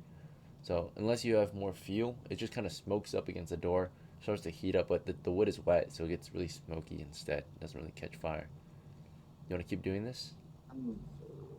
Shit. It'll dry Can out I try eventually, again? but just keep trying. Yeah. All right. So yeah, it's you got fire against a wet door. It started to smoke up a bit. It's starting to blacken. Maybe starts to dry up a bit. But this does warn whoever's on the other side of what you're about to do, right? They can probably smell the smoke burning. Very smoky smell. Let's see. And whoever's behind it shall react. They react what might be favorable to us, and basically there's no reaction, or if anything, you hear movement somewhat right behind the door, as if it's getting more distant, right? So if there was something behind it, which you kind of heard footsteps, probably, right? They weren't extremely quiet, but it seemed to have gotten quieter as it moved away from the door. Whatever was behind it moved away, right? You could hear it walking away. Yep. As the door starts to smoke up. And eventually it will catch fire, right? So maybe after a single round or so, it didn't really work, but after a minute, the door, of course, wherever you're pressing fire against it, it would dry up, heat up enough for it to eventually catch fire. Now, whether it burns long or burns well, that's a different story, right? But it has caught fire now. The one particular area that you lit has dried up enough and has caught fire, right? So it starts to heat up, starts to spread a little bit. It gets very smoky. This wet, grassy door. Or Maybe we should have broken it down. I want to immediately run south as it catches a blaze because I don't want to get blown up by anything that's behind there. okay, sure. So you run toward the south. How far south are you running? About 15 feet. Okay.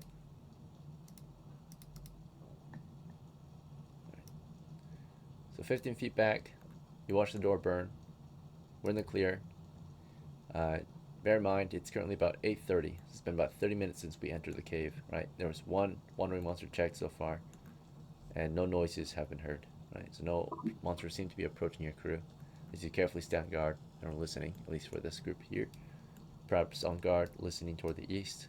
The only sound between you and the east that you hear so far is a crackling fire, right?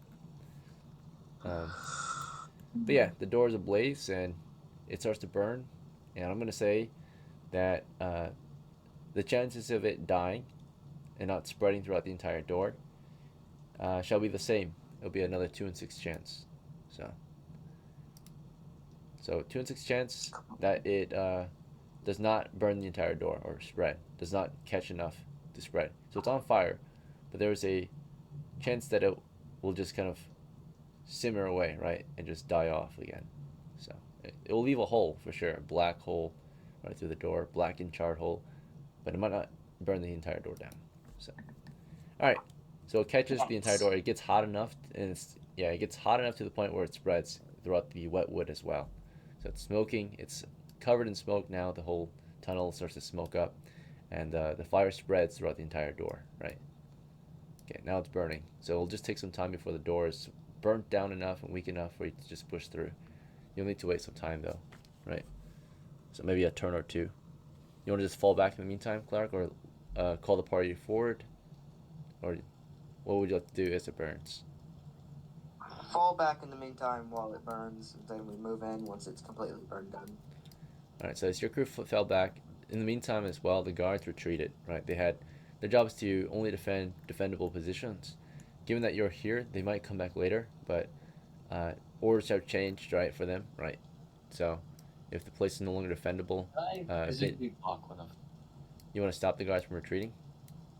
It's one of them. Okay, let's see their reaction to this. Favorable. So he's willing to be stopped at the moment, but he's questioning your action probably, right? So the guards are pushing back. They're like, "Hey, sorry, we have to leave. Our orders are to only defend the area if we think it's defendable," right? And as you halt one, he says, "Sir, excuse me, but why are you stopping me from doing my job?" I say, look, I know your job is to get out of here, but could you take the spear and just like push the door open for us? And then you can dash out. Okay, let's see his reaction. He is confused, uncertain of why you're asking this. Charisma? Masi's charisma is 8 -1. So what was that? A 6 Shit. on the roll or an 8? So a 7. So -1 It's 6. 7. So uncertain, right? He's confused and uncertain.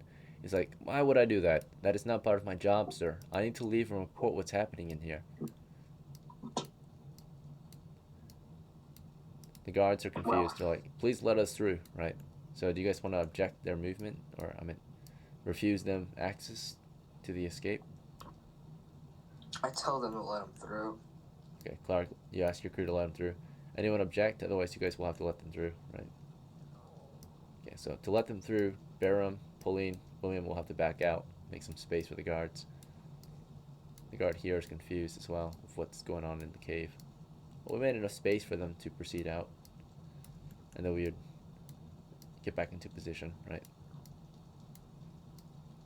And the two guards will fall back and report the situation to their, I suppose, their chain of command, right? So,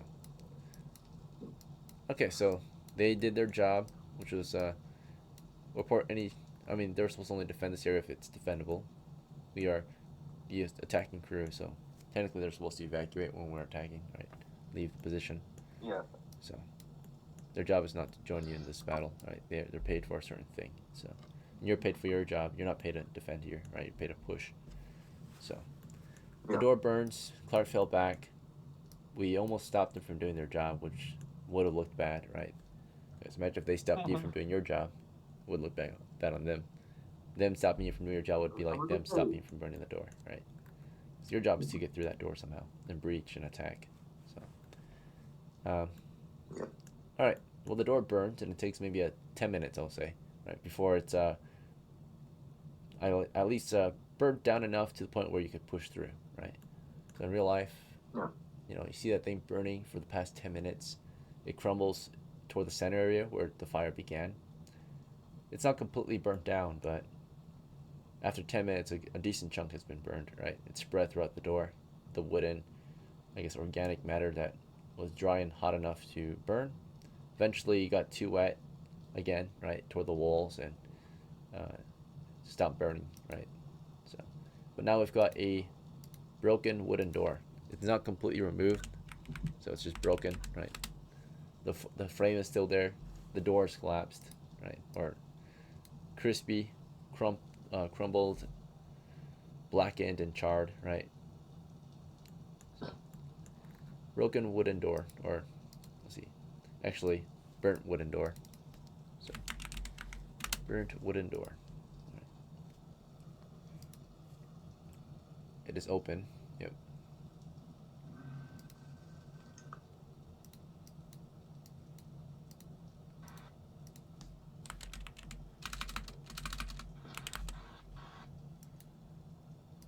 How would you want to proceed at this point? It's currently 8:40. Wandering monster check. Yeah. Clear. There's no response after the door was burned, right? So you can see past it now, though. Maybe, right? If you pushed up into the position, into the next area. Can I throw the torch down that northern hallway? Yeah, you could. From around the corner, or do you want to get closer before you throw? I want to get a little bit closer, about 10 feet closer. Okay, so maybe to this next corner up here, then throw the torch. Yep. Okay. So Clark moves up there. As he's moving and preparing to throw the torch, the rest of you want to just stand by in the tunnel still, or do any of you want to take an action? As Masi commands Mahu to come with them and then stand in front of the hallway with their shield up.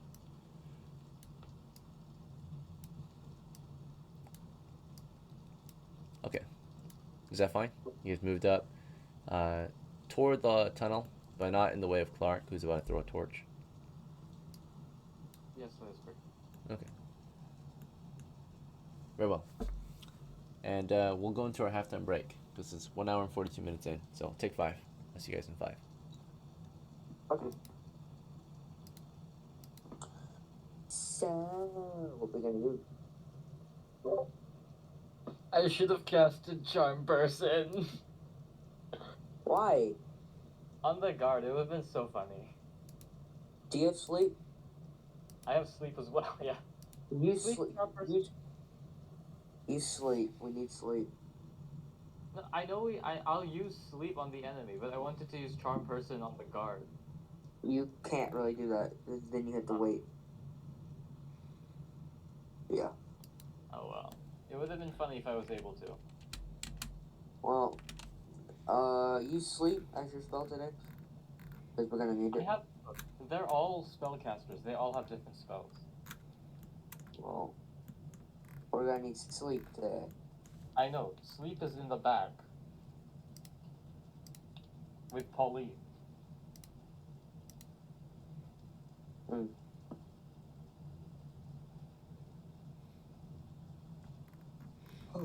Oh. You guys think this is gonna be more of a exploration day than a combat one? There's people behind that. There's 100%. There's There are kobolds behind it. definitely people behind that door. Okay. Yeah. Remember when he said, you hear footsteps behind the Yeah, door? I just didn't assume immediately that they were foes. It's kobold. It's not a taken area, it's kobolds. Okay, that makes sense. Yeah. Eventually, it would just be people, but it's kobolds for now. It's always cold. Last time I was here, I had a spear and shield, and I almost died. So, sword and shield's gonna be it today.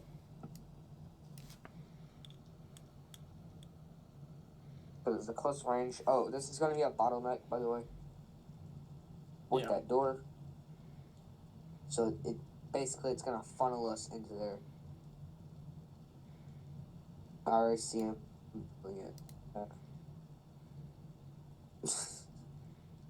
We gotta make sure that we're not gonna get too trapped. Maybe someone checks in to see how many enemies there are. Maybe we call them over and they get a funnel into the corridor. With some sort of distraction. Since we have shields up front, our spellcasters can attack from behind them. Okay.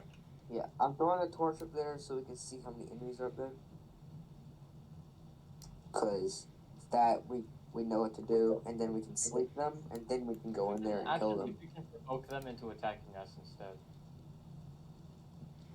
Well, the thing is, it's a reverse funnel, so it's kind of in their favor. You know. I know, but still, if we can provoke them into charging us, the sleep will be more effective in the funnel. That's what I said. Maybe. I don't think it's smart to push out into a wide open area. Our party isn't big enough for that. Not We only that, got- but we have to go like one by one because it's a pretty tight door. So you know, Like 2 by 2. we can go two No, by that two. door. That door's Oh the yeah, the bottleneck. door is 1 by 1. Exactly. So Yeah, we have to bottleneck. go through one by one. I don't know. Doesn't feel very great. Yeah. I would That's also why I help. want to throw the torch up there. Yeah, And then it'll absolutely. light up that area. And then we can sleep them, and then we can go in there. Because now, it's a very low likelihood that it is trapped, because they have been coming through there a lot, but it's also a very high likelihood that it is trapped. So, Okay. Is there an action for checking for traps here, or is it just something that you say like, oh, I want to check? Like, is there a skill related to it? thief, if you have a thief, We but don't. no one here Right. has a thief. We're all honest people. Well, as honest You as can honest can technically- be. Well, can't be more honest than me though. Quite literally, my name is honestly. So. Honestly, so true. I'm guessing. Damn. Shit. Okay. Do we just go in? No, we don't just go in like that. We need to throw the torch, sleep them, go in, kill them. Throw the torch. Okay, okay. How many kobolds can Have sleep? it- Put to sleep? It depends on if they pass saving throws. I think they need I think 17 or higher. Yeah, 17 That's or pretty higher. high. All right, 17 ladies or and higher gentlemen, it's time to get on back a into it. D20. We left off with your party tossing a torch down the tunnel. Up to 30 feet direct throw can be done, right? So Clark would throw it 30 feet down the tunnel carefully, right? So 10, 20, 30 feet into the next area, which reveals, of course, as it's thrown in there, an intersection, right? Past it, of course, or from this intersection, it's a 10-foot intersection, but past it there's 3 exits, right? Looks like 2 alcoves, one to the west, one to the east, or tunnels maybe, and then 1 tunnel headed north, straight north, into an area full, and that tunnel straight north has a lot of side passages. First one's toward the east, next one's toward the west, right? They're spaced about 10 feet from each other. So, at the moment, you see no enemies in sight, right? It's clear. Interesting. Well, I think that goes along with what we heard. We heard that after the fire was setting, our footsteps that were behind the door got lower and lower as if they were further and further away. So maybe whoever it was either is alerted and went back to get reinforcements, or they got scared and ran away, right? Most likely reinforcements. Most likely reinforcements, yeah.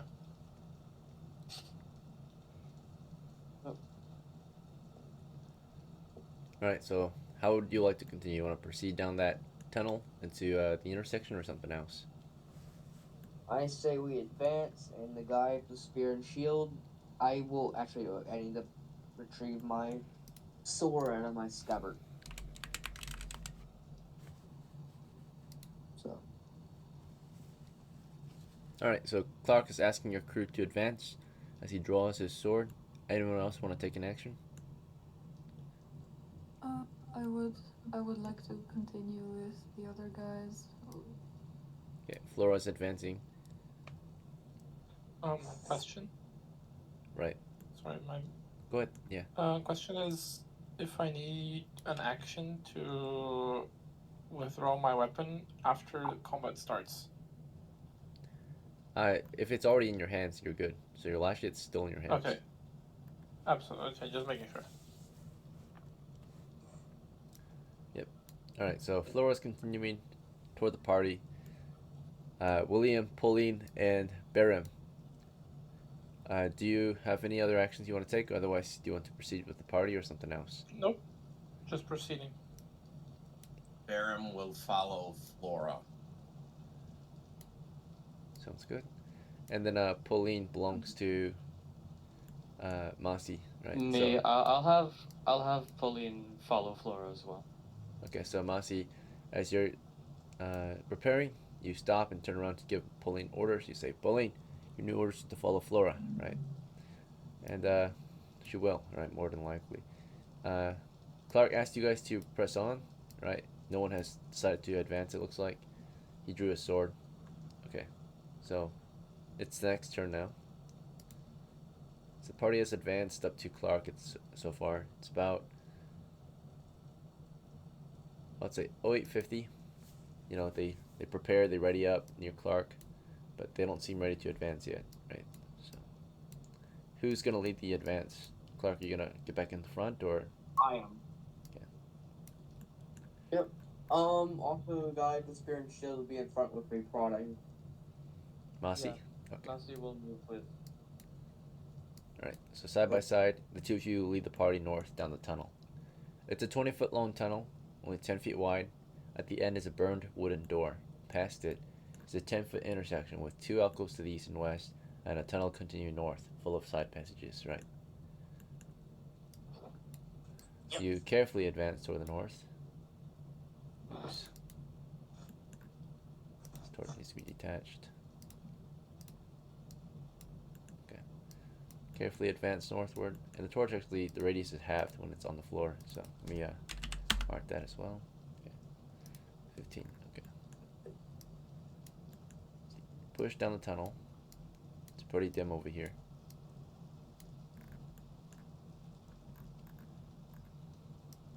And who wants to go through first? Single file through the door. It'd be MASI or Clark? I want to tell Masi. Masi. Masi. I want to tell him. I want everyone to move back a little bit, just a little bit, about 15 feet. Alright. Yeah, I'll move back. I'll order my retinue to follow suit. Party backed up 15 feet. Yep. Is that far enough? I- It's 5, 10, 15. I will back away as well, and I want Masi to push the door open with his spear. The door is open. It's Yep, I'll push it it's open. not even open. It's burned. Right. It's been burned down. So you could just step through it. I'll hit the door with my spear then, just to get it open. There's no door there anymore. Right. Burned. Oh, I want him. There's just the door frame. There's no door. Burned wooden door. I guess it's now just a burned wooden door frame, if anything. Right. The door itself is basically falling apart. Prod. Yeah, just prod the door frame. Alright, fine. I'll prod it for traps. You're at the door. You want to prod it from a distance, or you good with where Prod you're it at? from 5 feet away. Okay, you're 5 feet away currently. Oh wait, that's already 5 feet? 10 feet then. Okay, so you're indecisive. And let me see if there was any reaction during this time that we were indecisive. You were about to prod it from 5 feet. Right before you did, you switched up. Wanted to back up instead. Very indecisive. Typically, I don't allow indecision, right? I mean, if you already went with this one decision, usually you have to go with it until that decision's done. But since you were quick enough, I suppose, since I didn't give you results yet, you stopped right before you can get results. Therefore, you didn't actually do it yet. And reactions from the cavern is in favor. The cave ahead continues to remain the same, right? Quiet and still, right? And not threatening at all. Masi backed up 5 more feet, 10 feet from the door now. and they pause the door frame.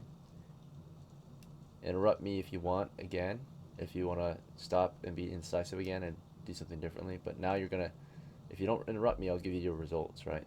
So, and at that point, the action's been taken, right?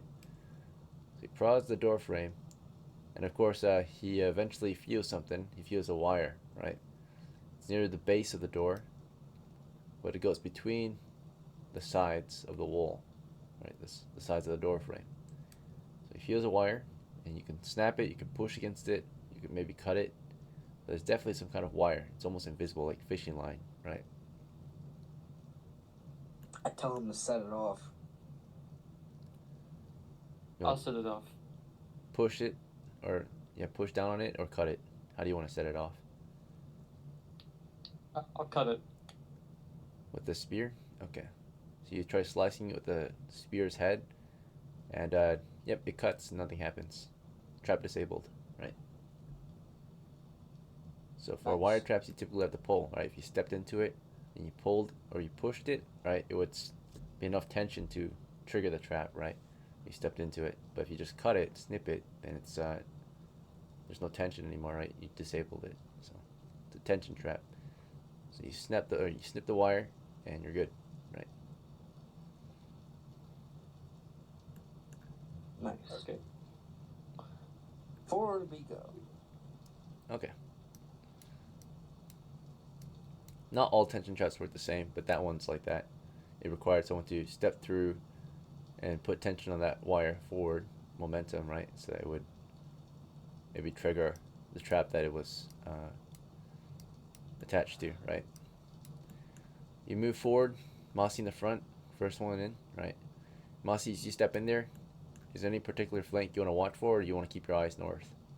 Because there's an alcove east and west. Those are your dead zones, right? Or dead space. Watch east. Watch east? Okay. And then who wants to push in right after Masi? Clark? I will. Okay. Do you want to go in quickly or slowly? Or how would you like to advance after he goes in?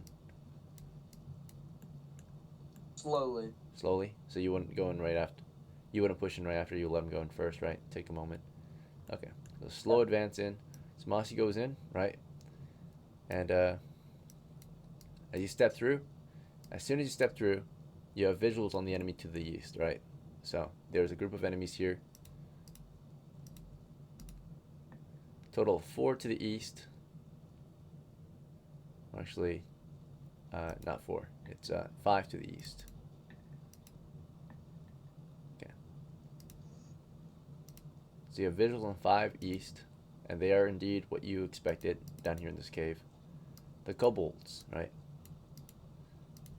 5 positioned east of the entry. And unknown to you, but you also take 7 back shots, right? So What the? Back you don't shot? see him. Oh well. Alright. So they're shooting you, not stabbing you, so it's, yeah. Alright. So anyway, what happens is Masi steps through, spear ready, slow push from Clark, right? So Clark slowly goes in after him, right? In that case, he's lit up from the rear, he's lit up from the front, right? So Masi stepped in there with the spear and shield, covering your east flank from the east, right? Because your shield's to the east then. These guys fire on you immediately, the first 3 fire. And these guys to the west, they do 4 shooters as well, right? Staggered line formation, right? Backline ready to fire right after. So you're receiving a total of 4 back shots immediately upon entry. You're receiving oh no, we'll do 3. We'll do 3, yeah. Okay, so you're receiving 3 from the west and 3 from the east, okay? Based on their positioning as you step on through the doorway, right? So this is a danger zone for sure, right? It's not easily cleared. Pushing like this is very risky unless you're fast, right? Then you might be able to push into them. But if it's slow, then now Masi's just going to be death funneled in, right? So, okay, so here comes 3 shots from the east. This one, you have the best chance against these guys at the moment. So you push east.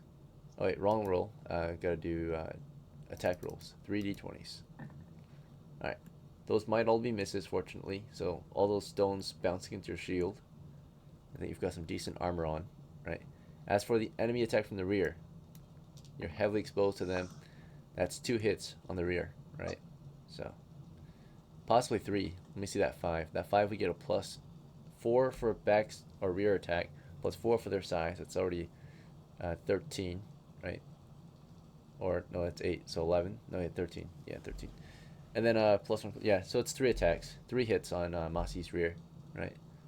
So no hits from the front, 3 hits from the rear, right? You take a total of 2 + 1 + 1, so 4 damage total. And MASI was lit up and killed, right? So as soon as he stepped in, and Clark slowly pushed in, right? So Clark, he didn't rush in, he just crouch movement in, right? MASI's lit up and just shot to death, right? That allows the shooters who just fired to crouch, and the next set of shooters to, fire or suppress the position in case anyone else steps right in after, right? So they got some suppression going on, and as their front lines crouches to reload their slings, right, for the next round of firing. But Clark, as MASI got down, you were crouch moving in. Did you still want to proceed even after MASI fell, or did you want to back up or something else? I want to halt. Halt. Okay, so you didn't go in. Yep. So MASI's dead. Okay, we have Can I potentially drag MASI out? Grab MASI and pull him out. Yeah. So we did a morale check for his retainers and loyalty check. MAHU passed, and they both passed. So you can play as either. Who would you like to play as to continue the game?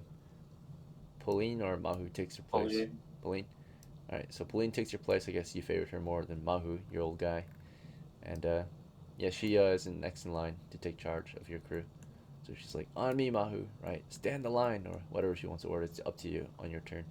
But for this next move, we have engaged in a combat. So now, no longer are you guys openly allowed to discuss and make plans. We are entering a closed discussion, turn-based discussion, right? So in combat, every round is 10 seconds, right? You'll have 1 chance to decide what you'll do. Clark began by grabbing at MASI to pull him out, unless you want to think about whether or not you want to grab him, right? But I think you're decisive this time. Pull him out. Just grab onto him, pull him out. William, your move. It's combat, so you have 10 seconds to respond. Yeah. Can I shoot the enemy that is directly close? No, there are no enemies directly close. I don't think I can shoot anyone. Yeah, I'd no like line to of fire just, yet. You want to hold? Yeah, I'd like to position position myself ready to fire if they come through the door or if they show up behind them. But I would like to try to not take much space. Is that possible? Can I maybe crouch or position myself against a wall so that people can drag the body away and the melee fighters can prepare forward? Yeah. All right, MAHU. I want MAHU up front with me. To the west. This is a retainer, so yeah, you can't decide his action Pauline, unless you have orders yeah. on Pauline's turn. So, Pauline, what does she say or do? Pauline will order MAHU to go help drag MASI back. Alright, so you tell MAHU to get up there and help, right? And that's being said throughout this round, so he will have to react to it next round, naturally. This round he's going to do his own thing, and he passed the loyalty check, so he'll stay here and do his job. And he was assigned to be a sword and shield guy, so he just decides to hold the line at the moment as you're providing him orders this round. Alright, excuse me. Flora, you're up. So, you got bow and knife. You want to hold the line or something else? You want to fall back? Up to you. Can I stick to the wall? You're already at the wall, right? Unless you want to fall back further. Oh, then if Mahu moves, then I'll just go forward. Okay. BERIM, you're all the way in the back. Anything you want to try? Do you want to withdraw, fall back to a better position, or something else? Right now we're bottlenecked, right, in this tunnel. Only a couple of us can act. If we fall back into a larger space, we might be able to take more actions.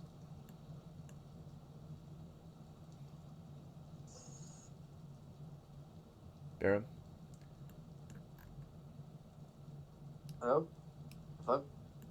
Okay, maybe he's not. BERIM will fall back about 10 feet to allow people to come into the room, and he will plant his sword into the ground as a defensive position. Spear, right? Or yeah. Yes, spear. Alright, yeah. You'll back up and brace for an enemy charge. Let's see. Alright, so we all declared action. We're going to resolve this combat round, starting with missile fire. So any initial missile fire is going to go off, right? It didn't, right? As Clark, any melee would go off next. Any missiles or melee. Magic would start as well. None of that happened throughout this round.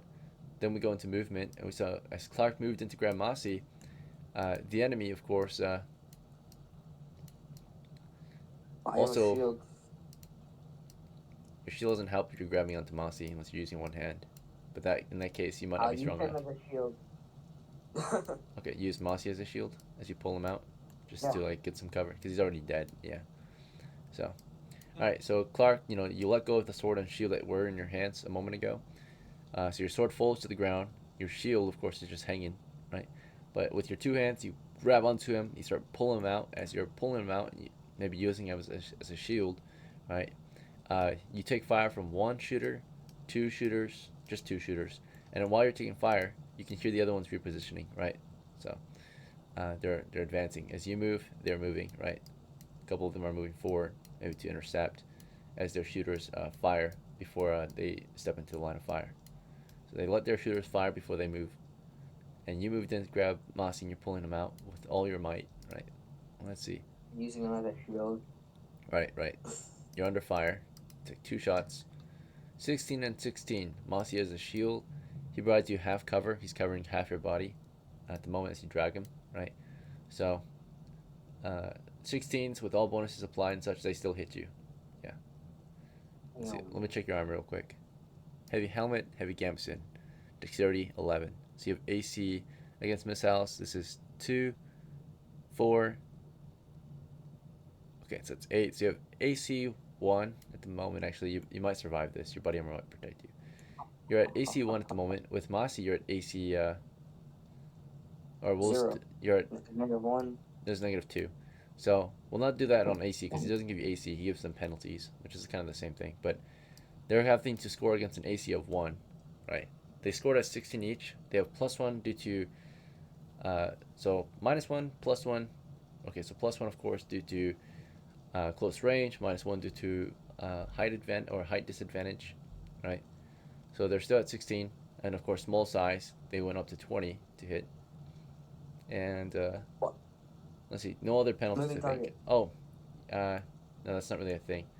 Let's see. So let's see, you're moving out, and it's only if you're like sprinting, like super fast, unstable target, right, or unstable platform to fire from. So. See, you're slowly dragging MASI out, so you're not hard to hit at all, right? Let's see. We'll go over the combat penalties and bonuses. I think there also is a penalty or against you because you're busy, you're susceptible, right? You're not defending yourself except for MASI, right? You're using MASI as a shield, but technically you're doing a miscellaneous section that's susceptible, so they have a +4 to hit, right, as you're dragging them out. So, Yeah.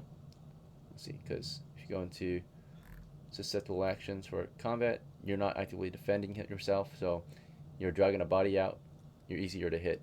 You don't have any, you're not parrying, you're not blocking, you're not actively dodging, you're dragging MASI out using him as a shield. That gives you a -2 because his body's in the way, half of your body's covered. You can lift him upright standing, but that would at that point mean you can't really walk, right? So you're like holding him up. So about half your cover, or about half your body's covered by him, right, as you drag him. So yeah, Damn. they're gonna hit. Yeah, they're gonna hit. Okay.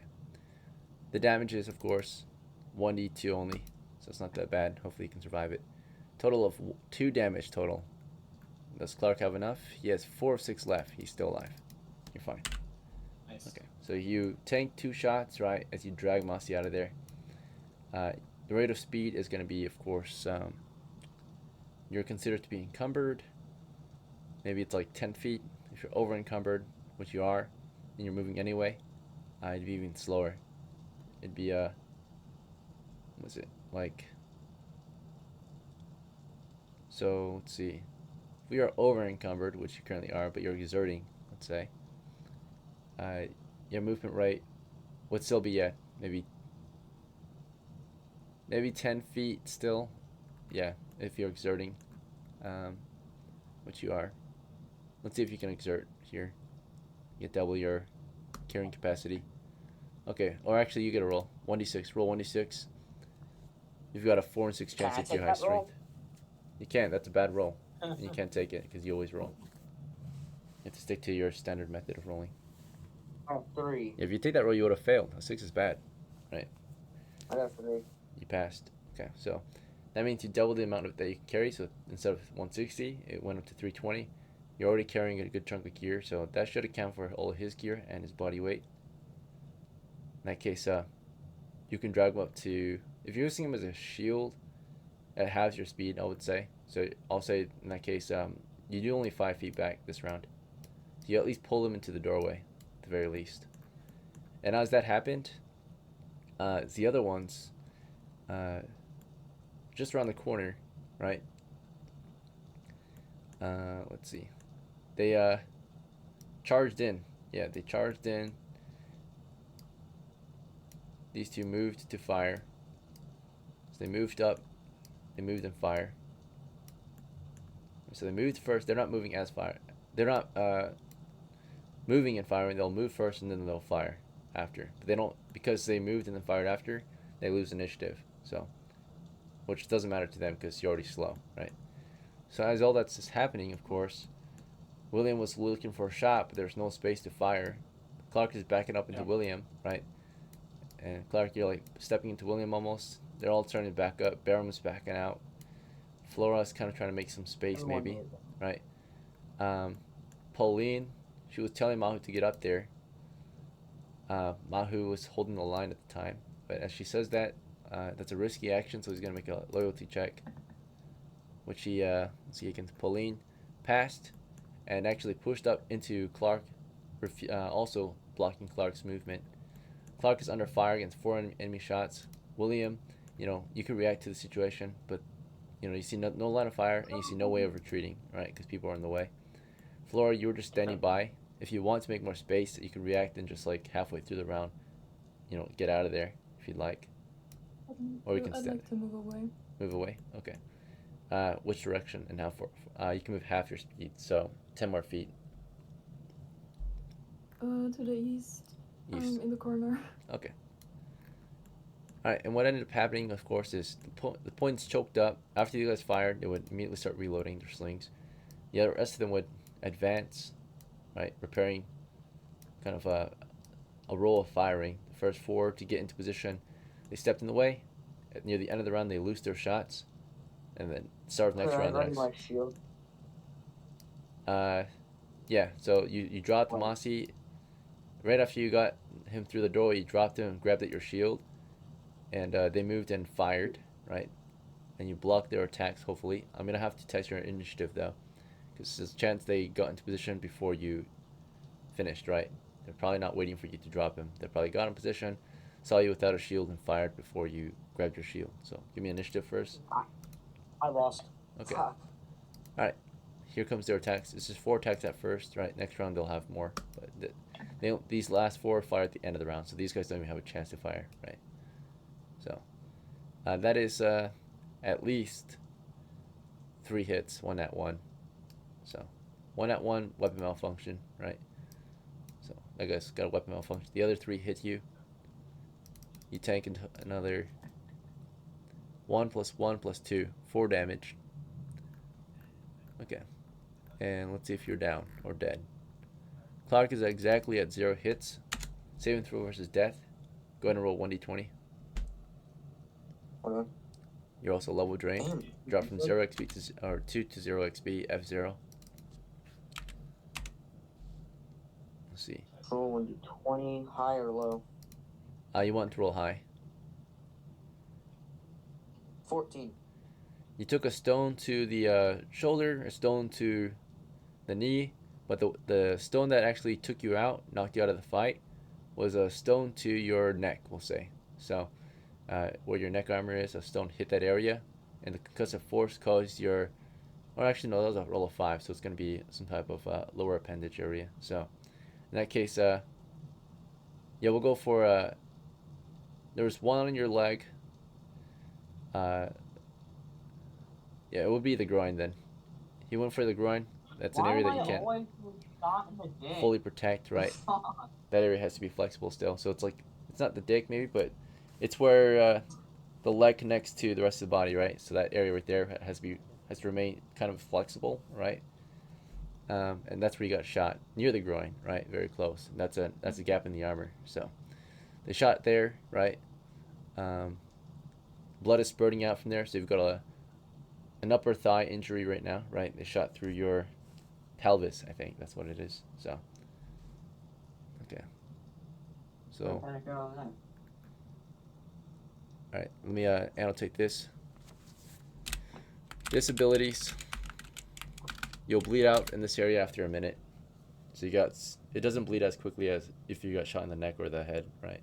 Or the heart or anything like that. It's not as vital of an organ, but you could still bleed out and die from this. Disabilities. Bleeding. Punctured. What I say? Bleeding, punctured. Pelvis, right? Pelvis. Okay. Thank you. And then status, of course, is not dead but wounded. Wounded by kobolds and dying, right? So bleeding, punctured pelvis. Level drain to F0. Low drain. With that pelvis shot, they drained your strength. Drop your strength down to an 8. We'll drop your hit points down to 3. Okay. I thought And that's we your weren't doing F0. level drains anymore. We do level drains. If you are still alive after being taken a death blow, you get a level drain instead of dying, right? Oh. So technically you're supposed to die at level 0, or I meant at 0 hit points, right? But instead we give you a chance to survive at a very large penalty, naturally. That should stop you from adventuring, unless you're really crazy and want to keep going anyway, despite the major losses, right? So anyway, yeah, it's either that or you die. So you can keep your 2 XP if you die, and your next of kin can get it. But if you want to live through this, you're going to get level drained instead. Right? You're going to lose competency in adventuring, right? Or resolve. You're going to get Can I ask you a PTSD. question, like in general? What's up? Is that a permanent, like, that's now a permanent disability and disadvantage that the character has? Yep. Forever, right? Because they're supposed to be dead, but instead of dying, they have a disability. Yeah. Live to tell a tale. Yeah. So at 0 hit points. At negative hit points, you automatically die. There's no chance. At 0, you at least get to live to tell a tale, but you should be broken to the point where you can't adventure anymore, right? Or if you do, it would be a very painful experience. So, to continue. Clark, right? You took the level drain, or would you rather just die? I mean, it's a level 1. I mean, You might as well just I'll do keep it going, now. right? See how far you can get. All right. What'd you get with your dice roll? 14, you said? Yep. So you're still conscious. You still can do things, right? As long as it's not as combative or like it doesn't require as much physicality, you can still do things technically, right? Like your arms still work. You're still conscious. You're bleeding out from your legs. You could put pressure on the wound if you want to slow the bleeding. You could try to bandage yourself. You could crawl out, right? You're down. You're not dead, right? The fight's still on, right? So if you have it in you, you keep going, right? So see, he's the trauma to represent trauma. You lose experience, right? That's pretty traumatic. So that's pretty unforgiving. So right, ability, competency, right? So as Clark is shot down, the rest of you already see 1 or 2 casualties. Things are not going the way we maybe have hoped, right? We're pushing into a danger zone, right? A hard to push area, right? With a lot of dead space. And just not very advantageous for us to attack without the proper weapons or tools or spellcasters to lure them out and cast sleep, right?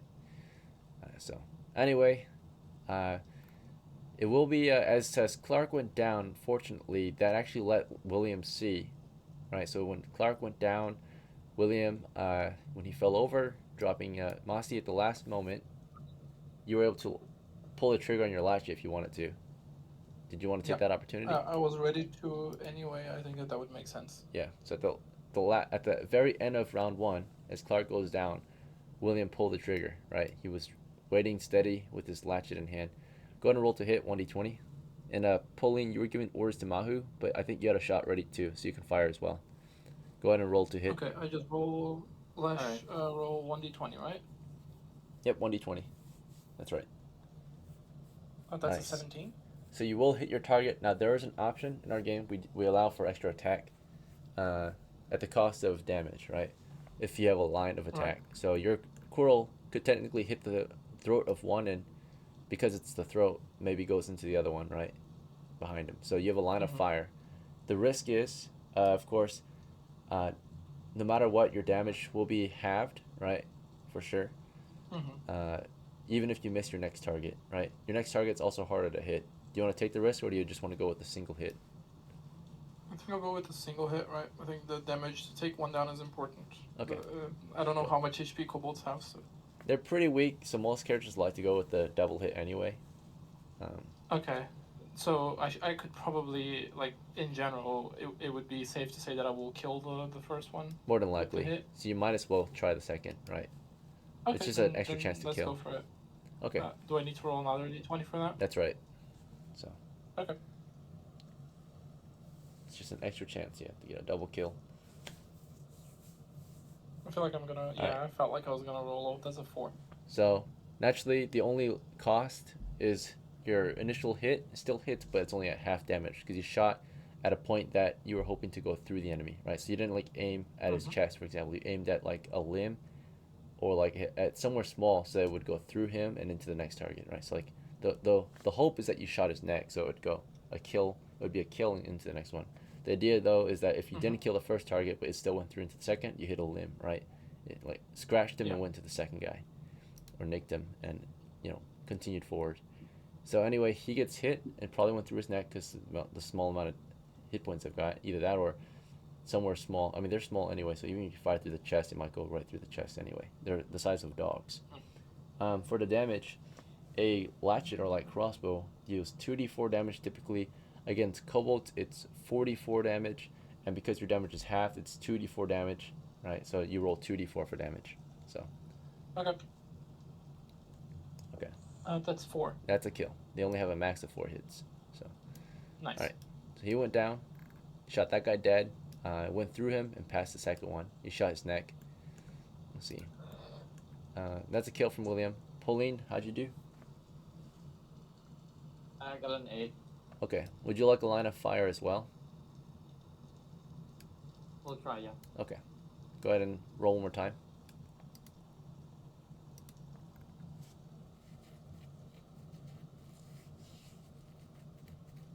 Oh, it's taking a bit. Well, it did not respond.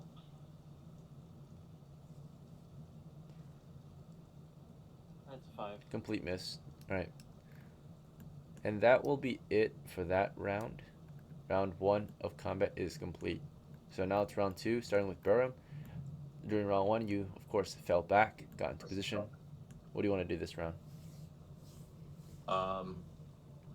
Geez, there's so many people in front of me, I really can't do much. You want to hold the line? Just stand by and react? Yeah, that's all. Alright, so you'll just ready your action, pass for now. Flora, do you want to just stand by as well or something else? I wanna go to the corner, like, watch for a chance to shoot. Okay, very well. And then, back to Pauline. Do you want to hold the position, keep firing, or something else? You can also fall back and fire. You can Cast fire a and spell. fall back. Cast a spell? Okay, I'll start what spell do you want to cast? Oh, you only have one I spell think that's memorized. all that Polly has. Yeah, she's got sleep memorized, so she's launching sleep. Okay. And then as she's casting sleep, William, you've got to reload the latchet. So, Yeah. because you fired at the end of the round, it will take you basically. It takes 2 rounds to reload basically, so you wouldn't be able to fire again until the end of the next round because you fired at the end of round 1. So not end of next round, but round 3. Basically, the next time you can fire, the soonest you can fire, as long as you start reloading immediately, will be at the end of round 3. Because since you fire, the idea is that if you fire at the start of round 1, you'll be able to fire at the start of round 3. But since you fire at the end of round 1, the soonest is the end of round 3. Does that make sense? Okay, so you're reloading. Not the beginning of round 3 then. Yeah, you can't fire at the beginning of round 3 since you didn't fire at the start of or the beginning of round 1. right? Okay. So. Other question is, I need to stand still while doing that, right? For the light crossbow, no, you can actually move Yeah. around while reloading it. Okay. So. And then the next question is, with just Pauline before me, like in the row, is it possible that I can like squish by and maybe retreat a bit to give others some space? To give other space. Oh yeah, you want to like squeeze between Mahu and Pauline, fall back as you reload. Exactly, a little bit, yeah, and maybe even give Pauline a little bit better line of sight or something, because again, I don't have any much more to do other than just hit from far away. Okay, now you can't run if you're reloading. Oh, It's hard to do. You have to walk, so you only get half speed if you are reloading and moving, right? I'd love to Mizu, but I have 1 HP. Like literally, like if I get a splinter, I die. All right, so William, you're gonna fall back. You can your movement speed. I think you're a light footman, so you can do up to 30. Typically, is your running speed, and action, right? But since you are reloading, you're gonna do walking speed, which is 15 for you. So you'll be able to do 3 grids. So 1, 2, 3, like that, as you reload. Okay. Okay. You're in the midst of reloading, and let's see. As you're reloading, Pauline is still casting a spell, and Mahu passes morale check and was told to. Earlier, he was told by his master to, push up and help defend, help fight. So he sees that Clark is down. He sees MASI is down. His master is MASI, who's dead. And Pauline gave him orders to push. He accepted those orders. Let's see. Yeah, I guess he will just do as he was told. So he's advancing into the chamber, right? He was told to fight them, so he's going to do that. As for Clark. Clark, do you want to crawl out? You want to crawl to cover? You're still conscious. Do you want to hold the wound or something else?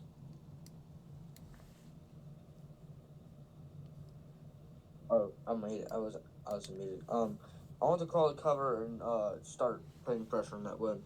Okay, which direction you want to crawl? West, east, or south?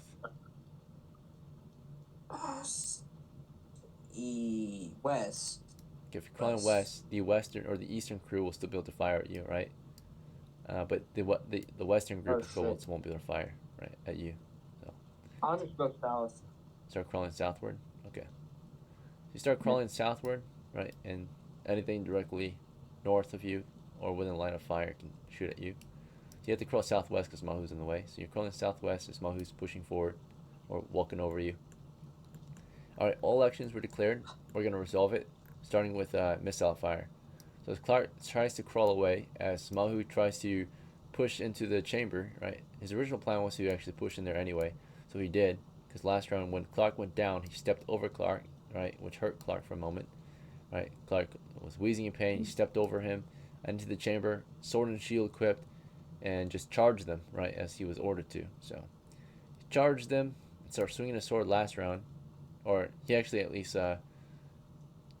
because he couldn't really move because it was the end of the round. So he charged him this round. He's advancing this round, round 2, and as he does that, he's getting shot up, right? So, but at least he will intercept, right? So as Clark went down last round, he just stepped over him and started protecting with his shield as a reaction. He's trying to get in there, but before he could, he's getting lit up, right? This kobold had a weapon malfunction and backed up, while other kobolds replaced his position. In the initial shooting, of course, we had 4 shooters.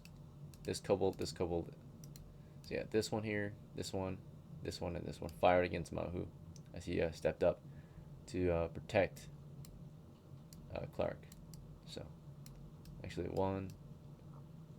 this one here, not this one. So 4 shooters to begin with, basically, before he closes in. Alright, 1 at 20 him, 1 got a 12 possible hit. Let me check Mahu's armor. Mahu has some decent armor on against these missiles. So, let's see, this is worth 2, this is worth 4 against missiles. The shield's really good against missiles. It would be typically 1, then 2 if we hold it, and then 4 against missiles. So, again, 2, 4, 4. That's 10, so -1 against missiles. So, with all bonuses and penalties applied, He protects against all but one. The nat 20 went through his shield and into him, and dealt him 2d2 damage. That's a total of 3 damage. And during his push, he survived. He's hit, but he's still standing, right? So he pushed up, he gets shot. One goes into a shield into him, right? So threw the shield into his like neck, boom, right? Until he staggered for a moment. But he at least defended Clark as Clark tried to crawl away toward the south. And let's see, Mahu's in the way. He got shot in the neck. Pauline, you're casting Sleep, but Mahu's in the way, so you won't be able to cast it against anyone. William, of course, fell back to reload. Flora standing guard, looking for an opening to fire. BERIM fell, or standing by. As Mahu got shot this round, with his movement to contact, right? He moved, he gets shot, he closes in, starts swinging, right? He's got, so this guy had a weapon function which he fixed. Let's see, the shooters last turn were 1, 2, we'll say 3, 4. These were the original shooters. The backline shooters, of course, will fire now, as their front line took a knee, right? So he has free reign over the guys reloading, basically. As he closes in, the guys reloading. They didn't reload. They ended up grabbing at their melee weapons, right? So as they're pulling their melee weapons free, he gets like some free kills, right? As he's getting shot. So he's swinging his weapon around, his short sword, and we're gonna see if he's faster than the backline shooters, right? Who had to wait for their front line to take a knee as he pushed in to swing his sword, right? And he was staggered. So we're gonna do initiative to see who gets it. Mahu's initiative versus the shooter's initiative. All right, Mahu wins. So before the next line of group or the next line of kobolds could take the shot, he stepped in after getting shot and swung his sword around. And the enemy are very susceptible as they're grabbing their weapons and crouched, right? So they crouch, they're pulling their weapons free. Basically, he's gonna try to slash at one and shield bash another, right? So slash with bonuses and penalties applied. 7 +4 because the enemy's susceptible. -4, and so on. And I think the sword misses, unfortunately. The shield bash hits, and that's 1d2 damage to the shield, double, so 2d2. And they are susceptible, so they'll take double again. So he'll automatically kill one that's drawing his weapon. So he swung and missed with the short sword, then bashed one in the head with his shield, right? Crushed his head into the wall. Right, so killed one so far with the shield. They drew their melee weapons. The shooters, they can't attack this round though, because they already attacked. So they shot, then they grab their weapons, and the next round they'll stab. The backline shooters fire, right? Let's see if any of these backline shooters hit. Mahu took a brave stand against them and gets lit up. Another nat 20 hits him. A 13, that might be a miss. Let's see. Yeah, that's a miss, I think. He's got good armor on, I think. So he gets at least hit one more time. Takes 2d2 damage. Total of 3. And he had 2, so he died, right? That second hit, another nat 20, went into his... So the first one went into his neck. This next one goes through his armpit, right? And into his chest, right? Right, so from the flank, went through his armpit, inside his chest, and that killed him, right? So Mahu went down when someone threw his armpit as he was swinging his weapon around, or shield. Into his armpit, into his like heart area, right? Which took him down. Blood spurts out his armpit. He falls over and bleeds out to death very quickly, right? Almost instantly. Blood spurts everywhere because he gets hit in the heart. Armpit into the heart. Lucky shot. Okay. As all that was happening, Pauline let loose a sleep spell, of course, near the end of the round. William was reloading. Flora was looking for a line of fire. Flora, you saw a line of fire. Flora rolled a hit, 1d20, and Pauline, give me 2d8 for how many hit dice you affect. So it's starting to go well at a high cost, right?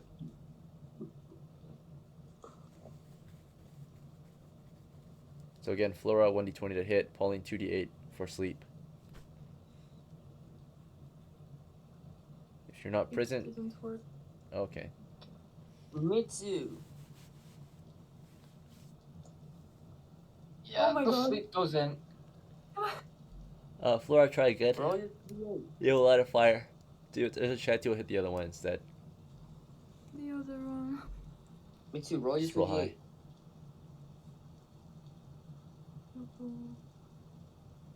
Wait, failure. Why does it keep failing to roll? Okay, complete misfire from Flora. No hits. MASI, you got 9. 9 that you can see, which you can only see from your line of sight. You can see up to 1, 2, 3, 4, 5 currently from where you're at. Actually, we'll do an extra right here. So I moved up 2. So 1, let's see, 1, 2, 3, 4, 5, 6. Okay, 6 in your line of sight. All are affected, making a saving throw for all of them. 17 or higher passes. No passes. He's asleep. He's asleep. Yeah, so 6 went down. 6 got put to sleep. Which will break morale possibly. They will have a morale check during the start of round 3.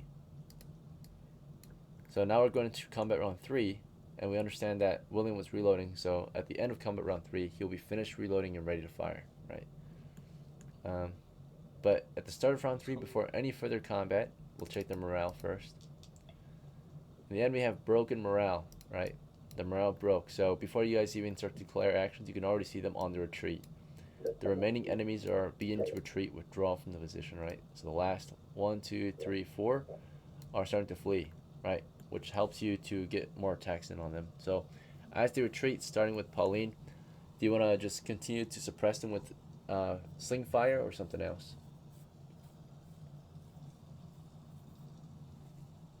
Yes, sling fire will do greatly.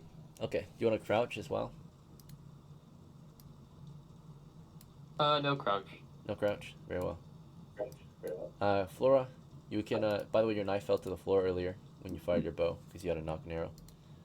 So your knife is on the ground currently, bear in mind. Let's see. Flora's knife. I'd like Still- to peek in fire. Okay, peek I'm and still fire. crawling.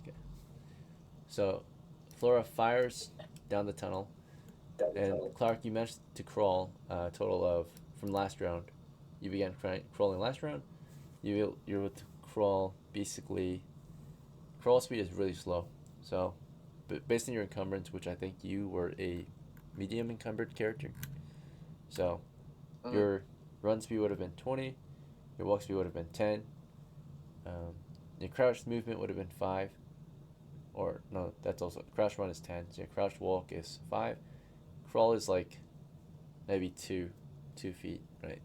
3 feet at most. So this round you're only about 2 to 3 feet away from the exit as you were crawling, right? Very slow. Or I guess you fast crawl the way. You fast crawl, you get about 5 feet. So fast crawl is 5 feet. Slow crawl is 2.5 feet. Alright, so you did a fast crawl 5 feet away. Pauline's right over you firing, right? Flora's firing overhead. William's finishing his reload. BERIM, do you want to just continue to hold, or do you want to push up, or something else? BERIM will push up. Can he use his run speed to get close to the door and set his spear? Yeah, you can run up there. So BERIM's on the way forward, right? He's charging the position, and I guess our shooters will fire before he gets into the line of fire, right? So you guys are firing before he gets up there to hold the position, I guess, or secure it, right, with his spear. Okay, Is it so okay if I ask a question then? yeah, what's up? Polina said that she will not be crouching. Does that mean that I can't fire then? Yep, she'll be in your line of fire. That's why I That's asked. what I thought. So she chose to not crouch. So, yep. All right. Possibly you might be able to peek around her anyway, right, and fire. But after you finish reloading, of course. Let's see. That's okay. I have a different action in mind. Yeah. What would you like to do this round instead, William? Besides finish your reload. So yeah, I want to try and help Clark. Can I help bandage him or patch him up in any way? Because I don't have Stop the any bleeding. Okay. medical supplies. So how does that work? You would have to at least first pull him to safety. and then get bandages after. Okay. So I'd say the corridor is still a little crowded, especially with Baron trying to pass through. Is there any chance that, like, if I don't do it this round, they might die? he's got 6 rounds settled. It's already been 2 rounds since he started bleeding out, so he's got 4 rounds left. You can Okay. use your shirt as like a bandage or something like that. Okay, but we are in combat, so William spent his round thinking and Okay. reloading. So he was Yeah. thinking and reloading. Clark, Alright. you're calling out for bandages, but we can't reach those mines, and if we interrupt someone's turn, bear in mind, that will cost your turn, right? So, in combat. We're still technically in combat since we are attacking. But the enemy are no longer engaged, right? They are withdrawing, giving up the position. So, with the retreat, we'll start with any missile fire, starting with Pauline and Flora. Roll to hit, both of you. As the enemy begin their retreat.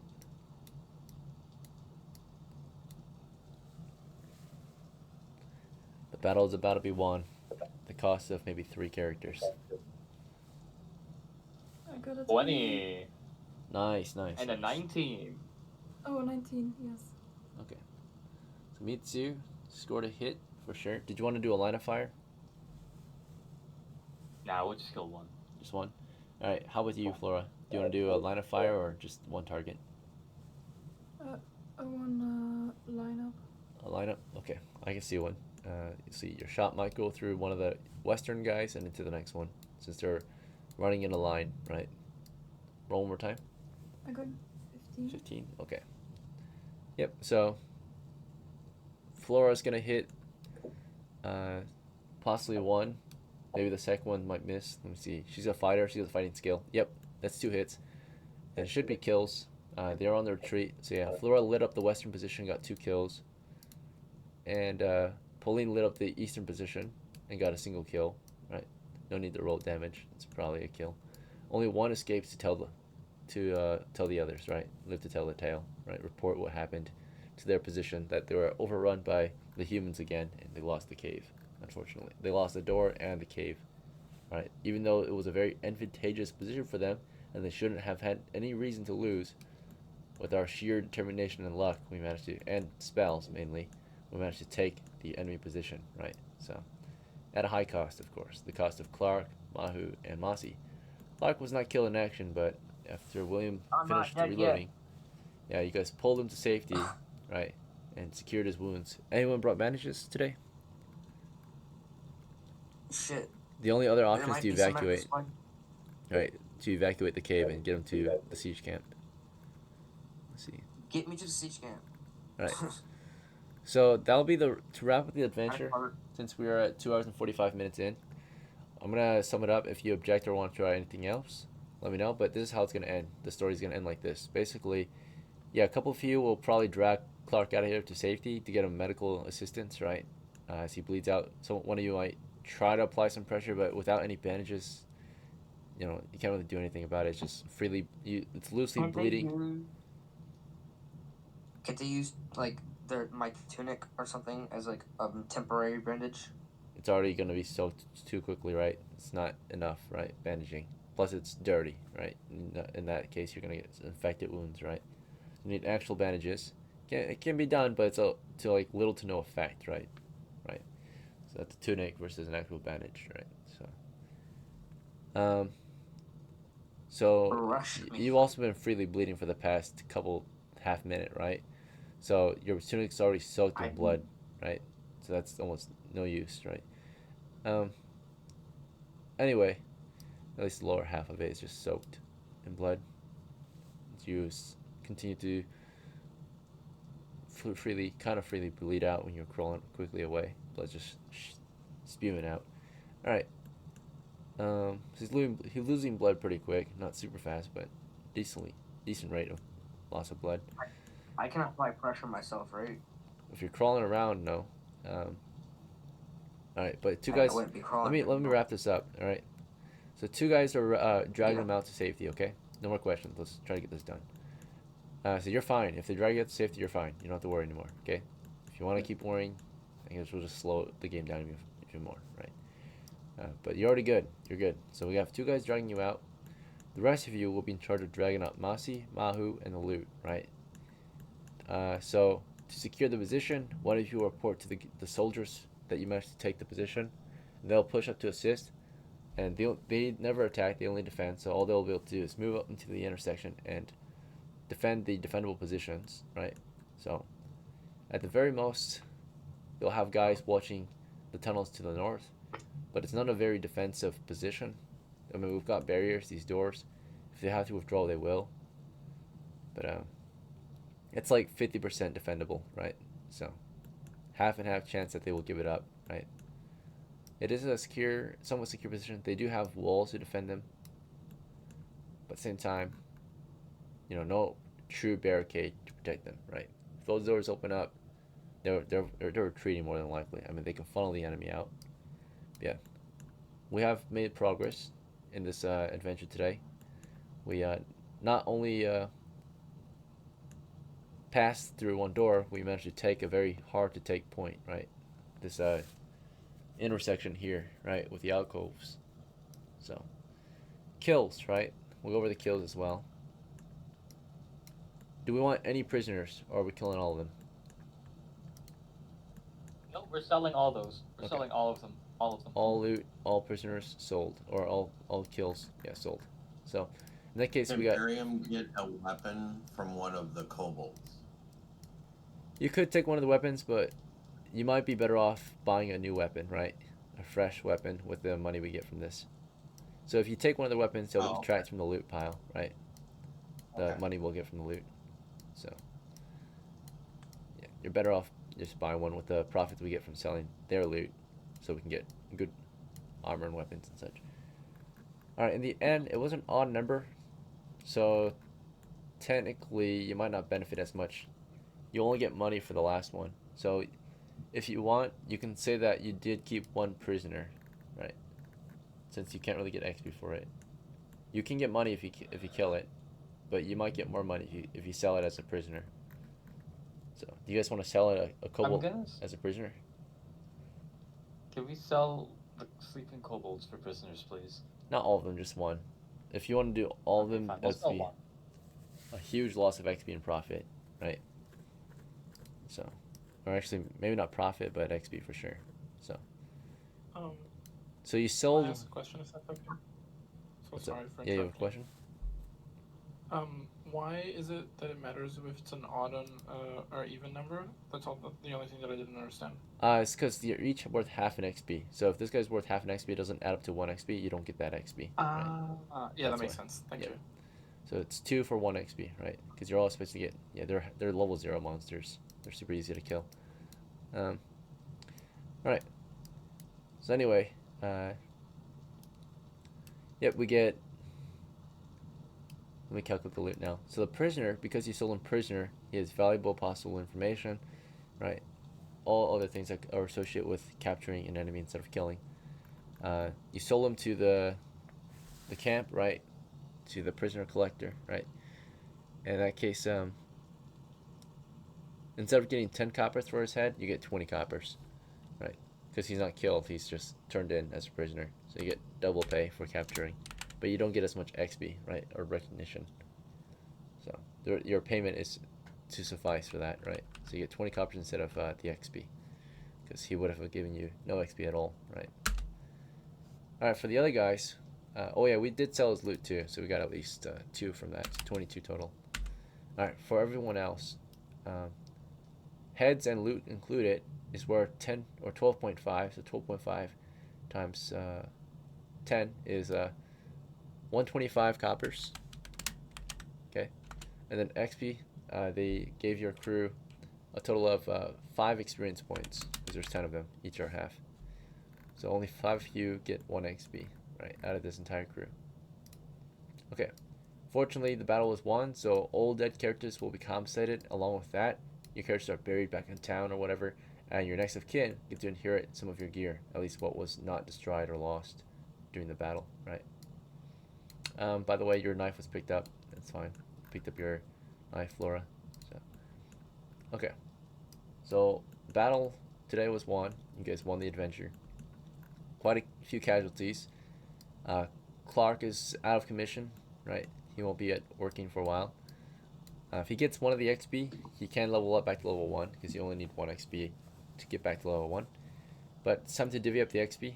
So when it comes to the XP division, all right, we'll do a divvy up the money first. Actually, we'll divvy up the money first. So total money came down to 147 coppers. Okay, and we have what to decide the shares. Okay, so party shares. All right. So for the shares, I'm thinking Clark. You know, he was a PC. He died for the crew. He's getting a full share. Speak up if you object. Kind of die. Oh no, he didn't die. He just was wounded. My bad. So wounded in action. My bad. Yeah. And then William here. With the latchet, he was a PC. Gets a full share. Flora gets a full share. Right. I mean, she didn't do terribly much for the crew today, but she is a PC, so I would say a full share unless you guys object. BERIM, same thing, full share. Pauline, she was originally a retainer, but then she took the place of her master, and it was her sleep spell that kind of defeated the enemy, I think, right? Oh, was it her sleep spell? Yeah, it was hers, right? Yeah, it was the sleep spell. So I think that she is deserving of a full share too. Any objections? No. Very well. Mahu was one of the retainers. He bravely charged the enemy line. I don't know if you guys think that was worth a full share or still the half share. So he did his job. He was a retainer. He died for the crew, fighting. Right. He got like maybe 1 kill or something before he went down. You guys want to give him half share or full share? PC's full shares, half shares to retainers. Okay. Well, he was a retainer and he died for the crew. So it sounds like a half share. No objections? Very well. Oh. No objection. But yeah, I had wanted to know, if he died, then who gets the share? His next of kin. Yeah, his next of kin. Okay. Okay. For MASI, he was a PC. He died early on, right, during the initial push. But since he was a PC, is it a full share or a half share? So one might argue, yeah, full share. Okay. All right. So only 1 half share today. So 1, 2, 3, 4, 5, 6. 6 full shares, 1 half share. So total shares, this is 12. This is 13 shares total. Okay, let's divide it up. Get a calculator real quick. 147 divided by 13. Each single share is 11 coppers. Double shares, or full share guys, are 22 coppers. So it'll be 11 and 22. And of course there's some remainder because 11 times, what did I say, 13, right? So 143, so there's 4 extra. The last 4 should go to who? Who's your MVP today? Can I say Pauline because of the spell? Okay, Pauline. So she gets the extra 4, so she's got 26 coppers. Alright, let me pay you out real quick, and then we'll go over XP after. So, William, today, you received for doing your job a total of 22 coppers, right? 22 days of pay. Flora, you received 22 coppers. BERIM, you received 22 as well. You're at 24 now. MASI, you received 22, I think. Oh, wait. Yeah, you received 22. So you're at 26. MAHU, the only retainer, received 11. He went up to 15. Pauline, right? You were the MVP today. You gained the 26 instead. Went up to 29. And then Clark, wounded in action today. You received your fair share of 22. You went up to 28. Experience, only 5 experience. Only 5 of you can get 1 XP. So who are your top 5 today? Is it Pauline, right? And then I need 4 more names. I need at least 1. Clark. Okay. You know, 3 more. Who died before I did? MASI. MAHU and MASI. He needs 1. Okay, MASI. Mahu, Mahu. Alright, 1 more MVP. William. Okay. Yeah, BERIM and FLORA, you'll miss out. You got paid, but you didn't get any XP. Got no kills today or treasure acquired. So, help support the crew, I guess, from the rear. But not terribly much you could have done. We were bottlenecked, right? So, let's see. the enemy, had a choke point for us to move into, and used it to their advantage, and we let them for a little bit until we cast a sleeve on them. Let's see. All right. In the end, looks like, yeah, these 5 got the XP, so let me give you guys XP. So Clark, you went up to 1, get back to level 1. You're an F1 again. You regained your competency, right? Hit points remain the same. Actually, go ahead and roll a D8, see if they go back up. Wait, hold on. 1d8, right? Yep. 7. Okay, so you went up to max of 7 now. And then choose one ability score to increase. I would suggest your strength, right? So 3d6. Strength. Yep. 36.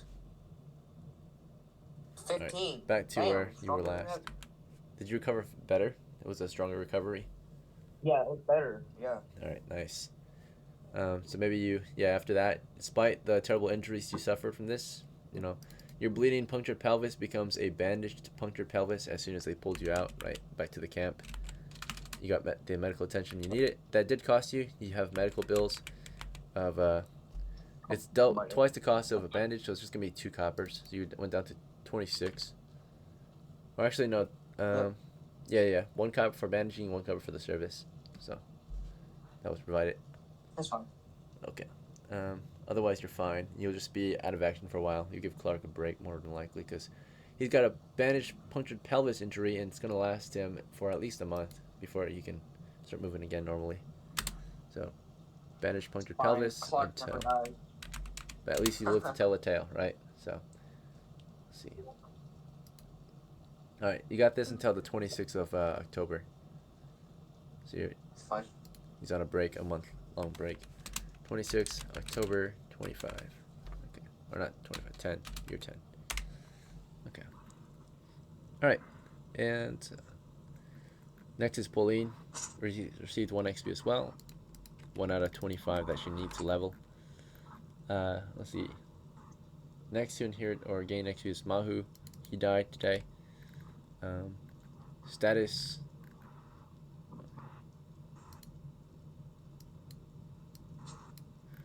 Alright, your status, Mahu, is killed by kobolds, buried nearby, right? South, kobold. Okay. Alright, MASI, of course, gained an XP2 and was also killed in action and buried near the kobold cave.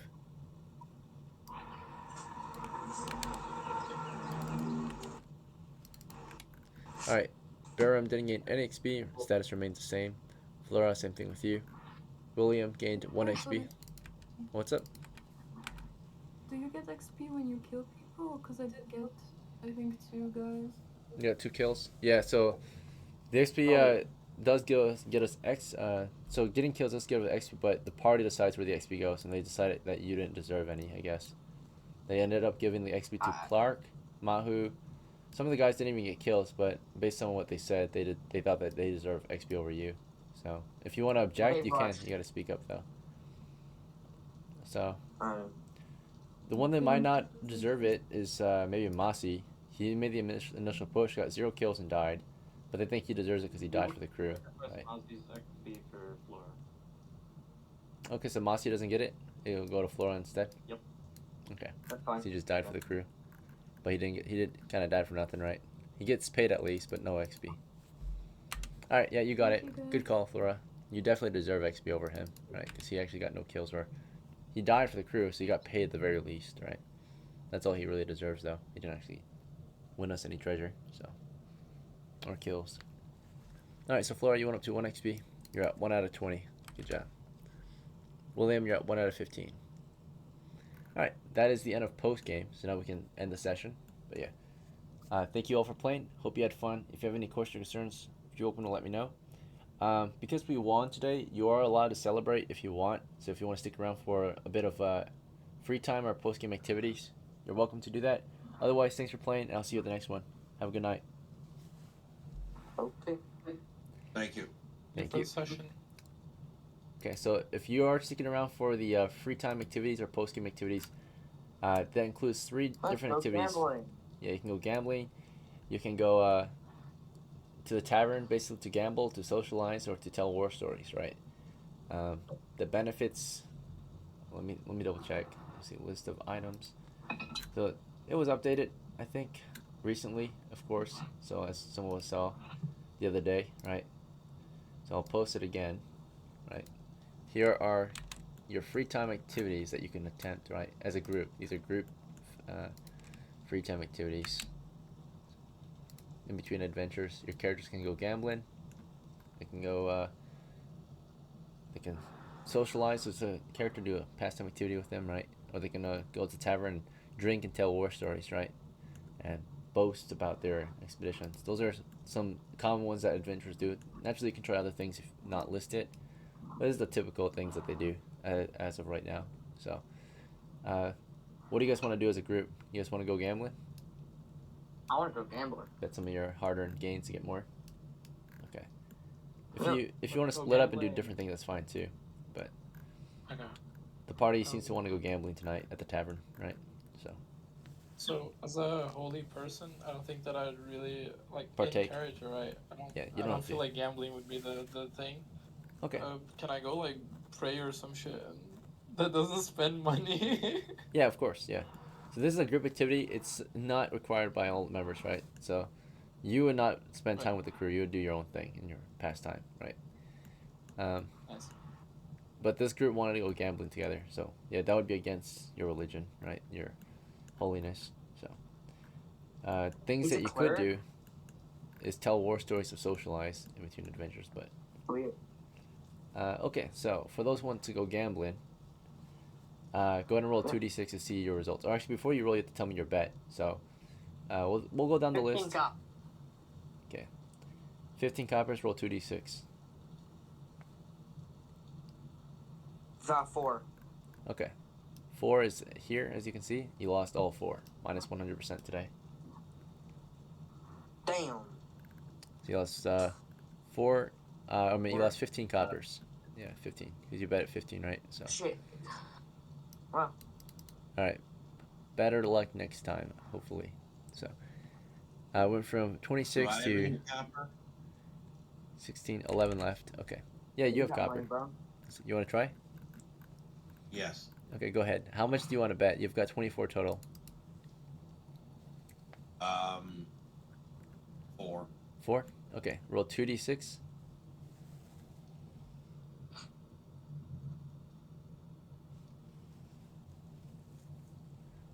Come on. So on a 2d6, it's likely you'll get 6 to 8, which is a 10% increase. 8. Okay. So you gained at least 1 copper tonight.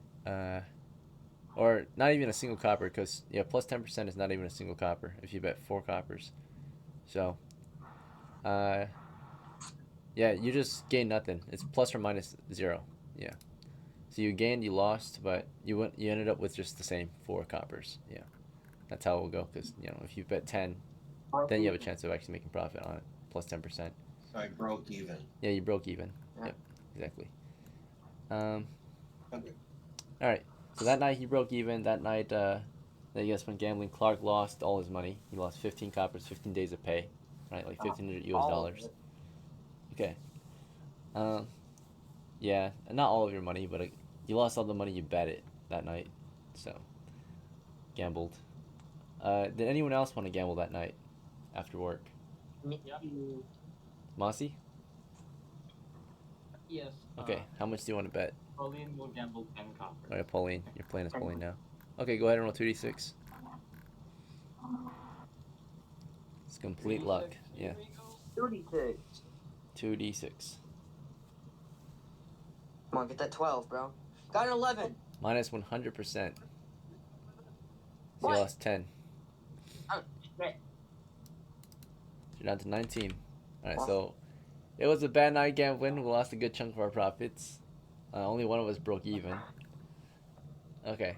The other two haven't done anything in their activities past time, so. Flora, did you want to gamble too? Or something else? Flora, come gamble. They went gambling, right? Do you get anything from socializing or war stories? Yeah, you could. So, socializing allows you to gain relations with a different character. So, future reactions with them will be different, right? So, you get a test to see how your character feels about. You will do a pastime activity, whether you're just drinking with them, just hanging out. It can be any kind of socializing, right? Fishing, walking, running, gym. You're just gonna test to see how you guys like each other after that. Do you want to do that, or do you want to tell war stories? War stories is you'll bet some of the experiences you had, and share your stories. And if people believe you, and you might gain even more recognition. But if they don't really believe you, you might lose recognition, right? Lose experience. So you want to take a risk? But you only have one XP. War stories. Yep. So you're at the With my tavern. 1 XP. Maybe you were drinking that night. You started telling stories to some strangers you found, right?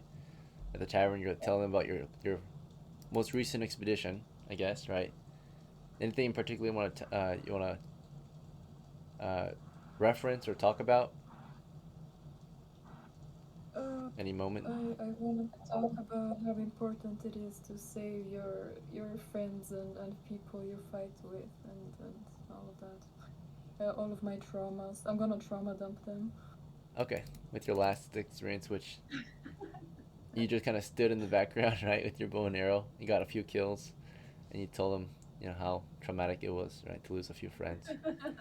All right, very well. Let's see how they react to that. So, you did war stories. God. Oh yeah, you get a roll. Roll 2d6 in the dice rolls. 2d6, okay. Yeah.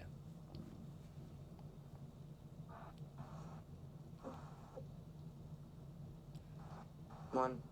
You bet your single experience point on this. I got 8. All right, minus 10%, which is not even 1 XP. So Oh.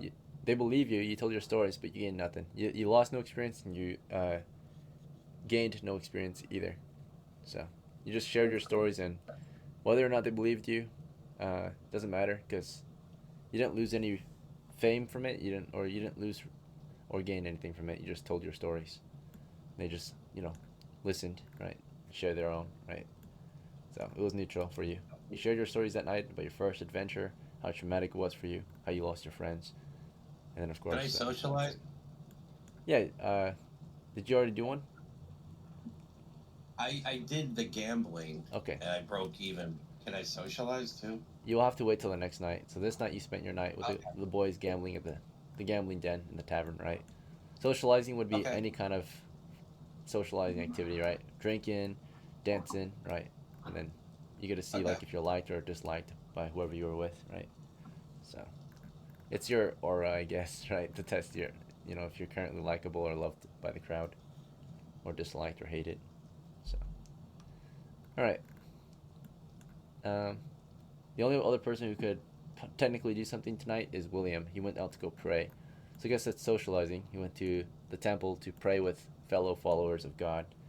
And if you want to test to see how that went, roll 2d6. Otherwise, it went standard. Do it. Why not?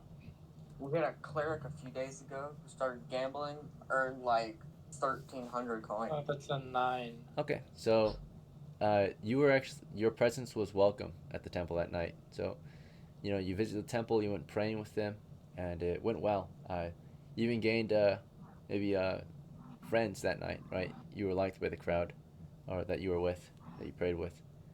So, last night you were at the temple, and the people there, a handful of followers, maybe some other acolytes and a priest, they appreciated you that night for coming to pray with them after your shift at work, right?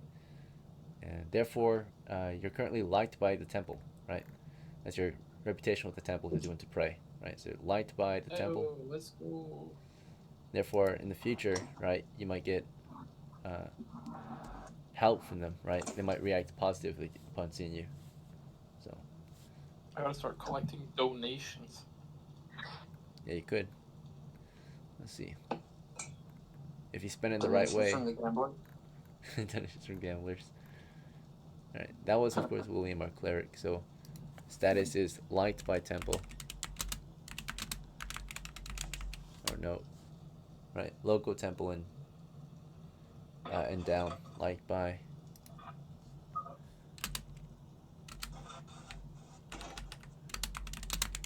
Okay, so that was back in town. Alright, that's it. So you guys all completed the final part of the game, which was optional. It's just post-game activities in between adventures. Right. I'll see you at the next one. Thanks for playing. Have a good night. Toodaloo.